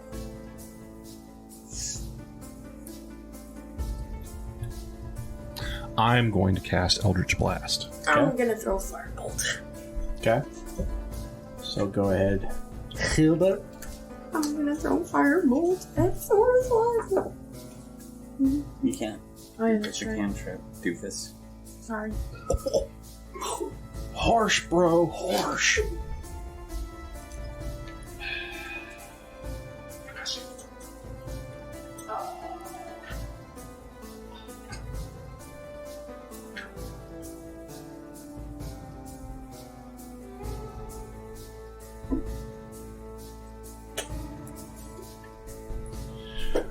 When I write the book of my story, my life, this very moment will be one of the greatest regrets. As I attempt to save my father's life, and I cast Eldritch Blast at this being, I nat one'd it. You nat one it. I nat one'd it. What the truck? I nat one'd it. Totally nat one'd it. Revenge is bittersweet. Hildur is going down the court. He's dribbling. He goes left. He goes right. He's going up for the hoop, and You hit your father. son of a... And I mean, it is right in the face. Go ahead and roll damage. No! He takes 4 points of Eldritch Blast to the face. Okay. I get down on my knees. I'm just like, no! Damn it! No! Through that, it was you saw him like kicking around Right. and everything. You hit him in the face, and he just goes limp. Well, limp. Right. I'm gonna throw the fireball bolt now. Okay. Don't roll a 1.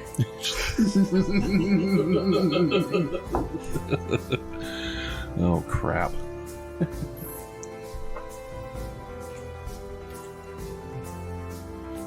24 hit. Wait, does that hit? That's it.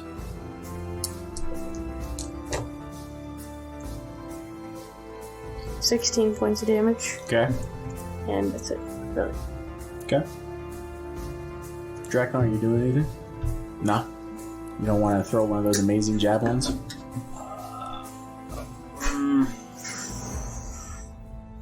I mean, I guess I could try. Don't roll a 1. Why not? Okay, roll a 1. What? What, and hit my father? It doesn't matter. Your golem was beating up on him the whole time either in a one-on-one duel, so what difference does it make if I hit him too? Because I was doing subdual damage. What? Some duel damage? Yes, I clearly stated I was doing subdual damage. You did state that. I can only imagine. Oh yes, my son and his friends are gonna say.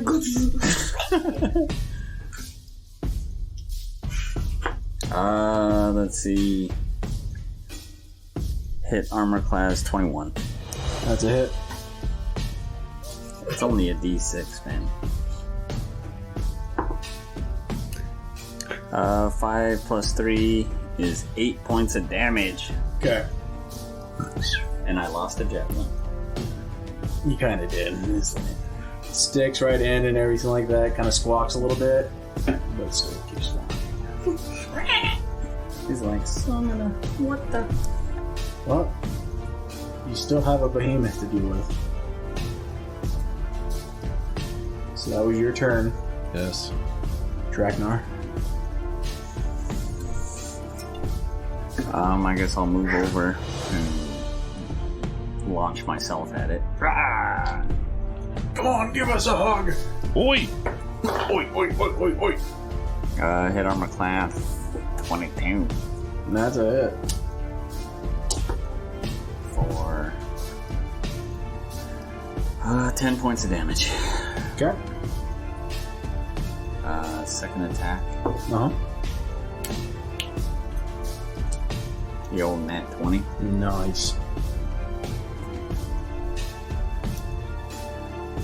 This one might hurt a little bit. Just a little. 29 points of damage. My friend, would you do me the honor of making it merciless? We'll say he runs at him with both his gauntlets and he just hits once and then takes the other one right up inside the creature, forcing it up as far as it'll go and just kind of Rather shake. he's getting set up for that next level when he gets to grab people and shake on them. Ooh, nice. If you hit me one more time, I will avoid unconscious. Well, gentlemen, you have made it through your first combat of the day. Though the target that you were wanting to go after got away. My character is still down on his knees, his hands out. No! No! And then, with a look of determination, as my hands fall to my side, a rage starts to build inside. Rage gets my heart beating, the blood pumping. The cold around me starts to steam from the heat coming off of my body. And then I get up, slowly, fists balled up. And I start moving in the direction where that creature was flying. Uh-oh. Technically, it would be like, I don't know, 14 episodes until he was actually able to hit like Super Saiyan there. It would just be like 10 episodes of him like crunching his fists and everything, screaming out, "Yeah, Daddy!"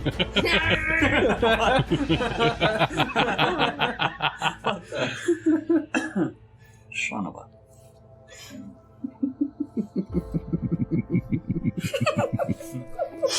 Super Saiyan. My dad. It takes like 5 minutes, and then the other 3 episodes of him just going. Well then. Oh, it was a good fight. Sorry about your dad. He's gonna kill you.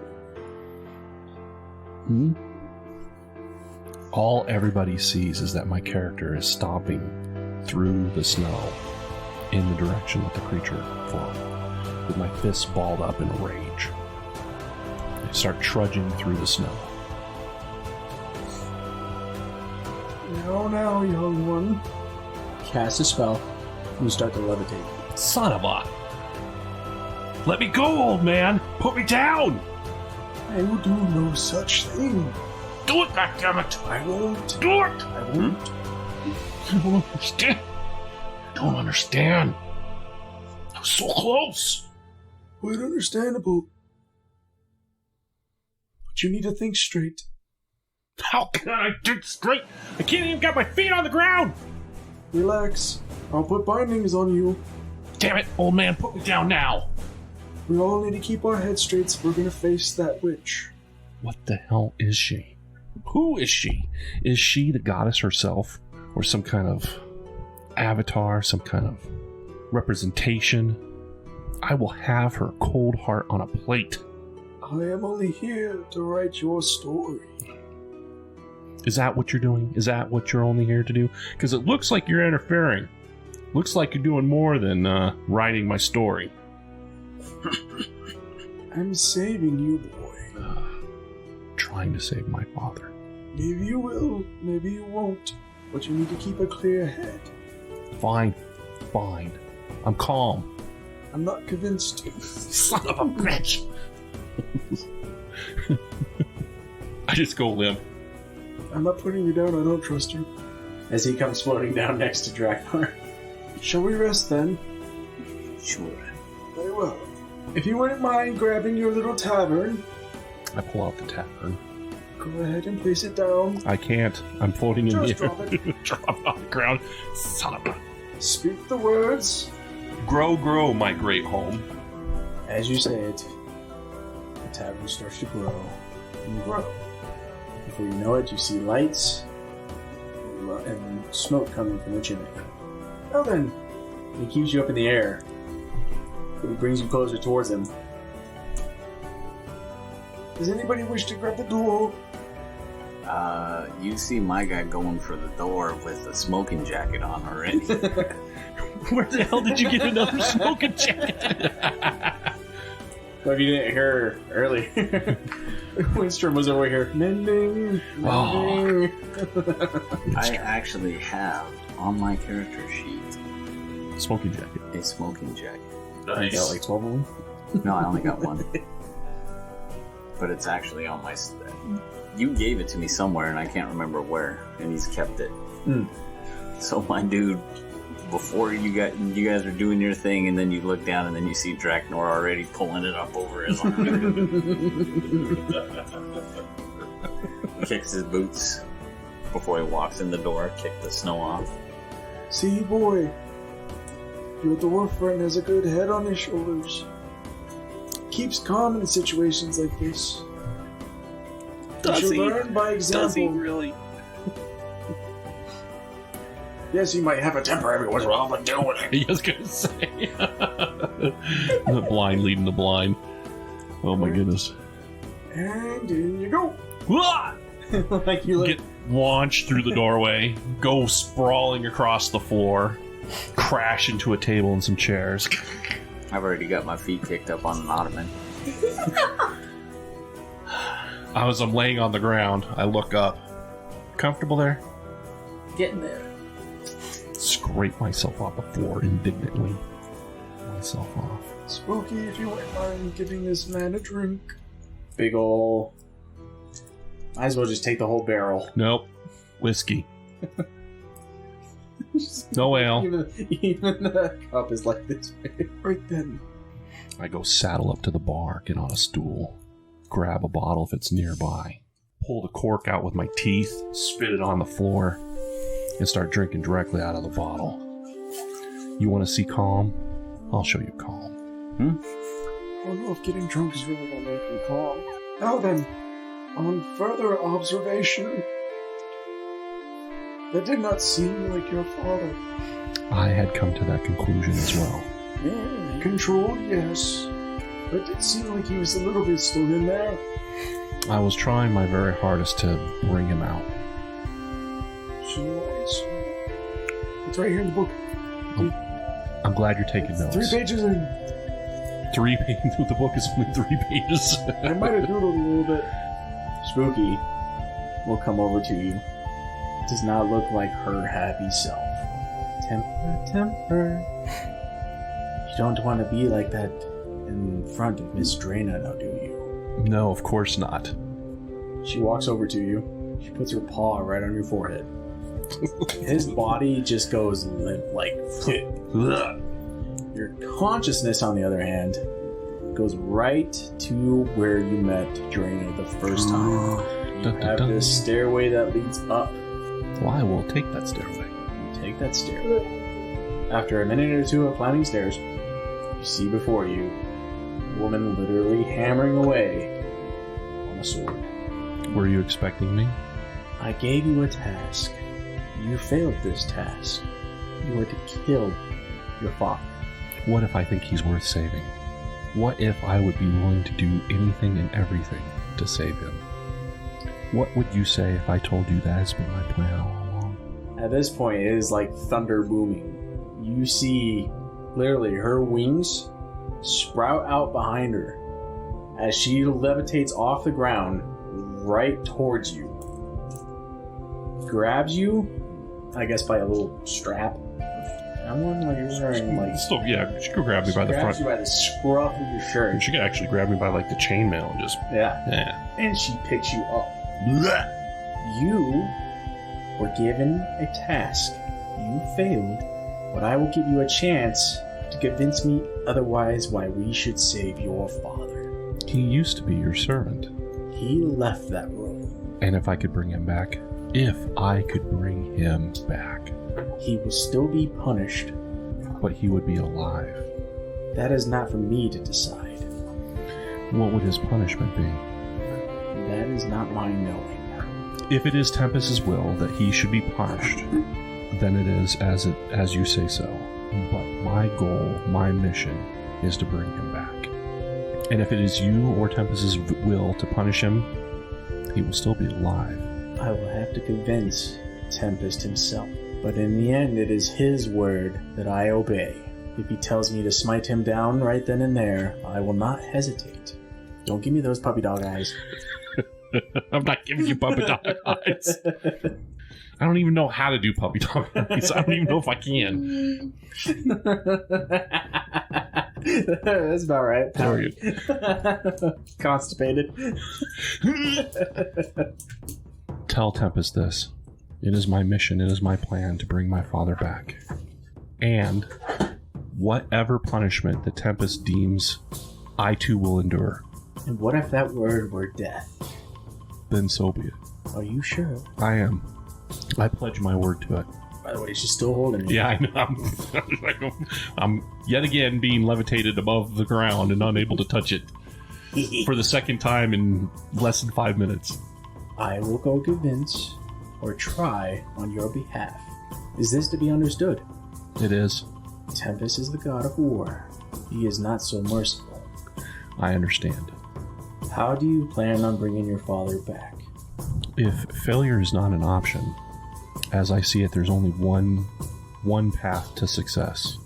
In the last fight, he was saved by this being. I must take the fight to the being then. I must eliminate whatever it is. But yes, I will take my fight directly to her. You know who will be in the path. Possibly, but if she comes to him in his aid yet again, that just makes the plan that much easier. I take the fight to her. Well, I will tell Tempest. Meantime, go and rest. She flicks your forehead. Didn't she do that the last time? And your astral body just goes. You see this guy jolt, falling in a dream, just Get slammed to the floor. back out of you. Comfortable? Things going well there for you? No, I'm still waiting on the cocoa.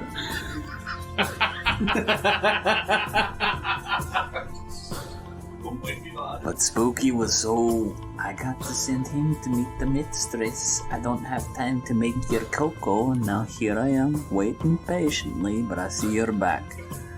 So Spooky, I appreciate that cocoa.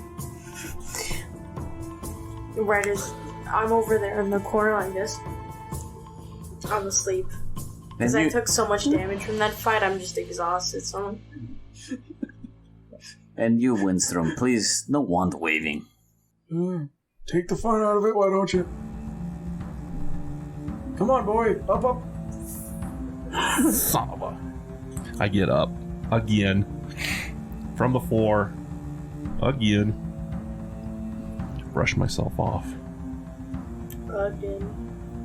Spooky, would you please give this man his cocoa?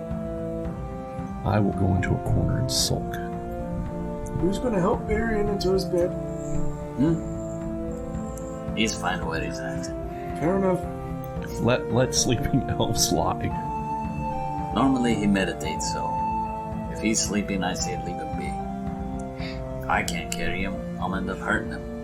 Me and you are gonna have a discussion. Well, You're part of it too. You can stay in your chair. not good enough. Every time you two talk, something bad happens. I just want to drink my damn cocoa in peace. Cocoa with marshmallows. Coming right up. Well, sure is a fair shade better than that gut-wrenching stuff you drink normally. What do you think the marshmallows are made out of? It's the chunks inside the gut squisher. It's the chunks. Oh my god. That's awful. Is it? Great. Yeah, it's No, I'm disgusting. It's quite tasty, actually. I'm never gonna eat a marshmallow ever again now. It's the only thing that's come to my mind. I'm like not a normal fan of marshmallow, but now I'm the taste in my mouth is like vomit flavored marshmallow, and that's just really vile, awful. At this time, a flagon comes skittering over towards you, steaming, nice and hot, with an extra topping of your marshmallows. Right then, granted the elf is asleep, but neither here nor there. We should devise a plan. The plan is simple. No going in without a plan, boy. We're going to Grimskull. We're gonna take a big old bucket of pain and jam it down her throat. That's the plan. I thought you said this being was a goddess. It could be RL, the goddess. It could be. It could be something else, though. It could be like, it could even be an entity. I don't know. I'm to be honest with you, I'm baffled at the implications. And is the idea of going, and maybe here's part of it, right? Maybe I'm trying to talk myself out of the fact that it is a goddess. Because the idea of taking the fight to a goddess directly is terrifying. It gets a lot easier if I convince myself that it is not a god. That's kind of my thought process. As Chunks of fermented goat's milk in my mustache. Stinky. Mixed with a hot chocolate. Oh my god.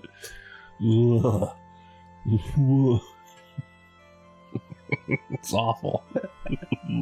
Fucking buddy. I'm starting to imagine the marshmallows are less marshmallow and more like cottage cheese, like big old curds. Mm-hmm. Oh my goodness. Tell me, boy, what was the real reason why we came here? Depends on who you talk to. I'm not being I'm facetious. calling you boy, aren't I? You see the old man for the first time in how long, and what do? Cry. And cry. Daddy! Why did you run away? Your father's an adventurer, boy. That's no excuse for abandoning his family, and that has nothing to do with nothing. Uh-huh. Your question is what the plan is. My plan has always been to save my father. Or to find my father, to track my father down. And bring him home. Even if there is not even a home left anymore, for crying out loud. No, the first objective should have been to save Icewind Dale. And I'm a friend of his father, and I agreed to help him find his father. We kind of got wrapped up with this whole Ariel business somewhere along the line, so technically this wasn't our first objective. But it seems to be that all roads Lead this way. end at this place where this supposed goddess is. I wouldn't even know nothing of her had we not had to take that bounty. And since that bounty, we've been on quite a few other adventures that had nothing to do, or at least on the surface of it, it appeared that it had nothing to do with RL. But we're here now, and if we take the fight to, as you say, RL, are we not in the process of saving Icewind Dale by default? Maybe, just maybe. defeat this goddess, save your father in the process. So what happened with Reyna? Were you able to convince her? Yeah, I was in part. She has to get further instructions from further up the chain of command. And how do you want to storm the castle? Well, I figure we gotta make our way there first. And then once we get close, we'll have to scout out the area and determine what the best course of action is. Anything aside of that is through the front door. Right then. Sounds like my kind of plan. I had a feeling you would be lean towards that direction. And who knows? Maybe Varian over there could, throw a couple fireballs in the process. Sounds like a good plan to me. Because if there ever was a place that needed a fireball... Did someone say fireball? That's what wakes you up, Jesus. Fireball! Fireball! Blah! Someone says fireball means. Come on, 5th level, 6th level, blah! Well then, I believe everybody should rest. Aye. One other round? I think I might actually call it a night early. Good night. And Varian walks off and goes to his room. Okay, now he does his meditation. Sorry about the chair. What'd you do to the chair? It's full of holes. Oh. Bending. Maybe next time pick a chair that can handle you and your armor? No you such don't have thing. spikes on your butt cheeks, you can just sit on a stool. There you go.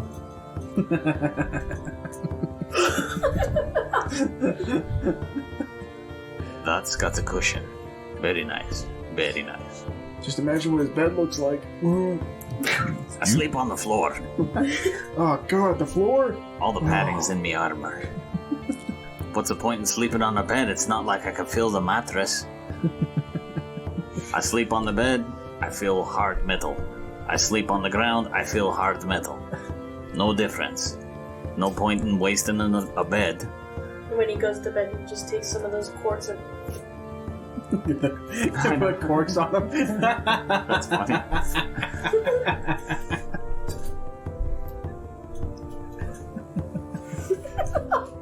Oh my god.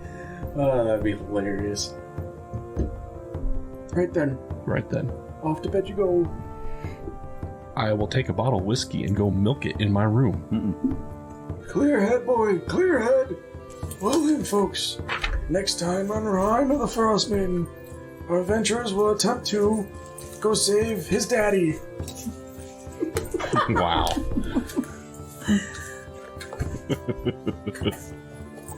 You all have a great day, great night. See you next time.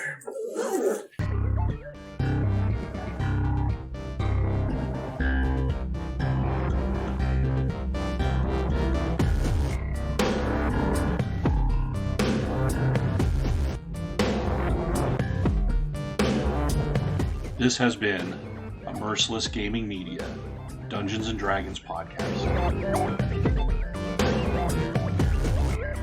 Everyone here at Merciless Gaming Media, Jerome, Keegan, Nick, sometimes Casey, and myself, truly thank you for your patronage. Come check out our Merciless Gaming Media Facebook page for updates on future podcasts, see our homebrewed content that we've posted there, and please feel free to leave us a comment. We want to hear from you. But we ask that you make your comments merciful.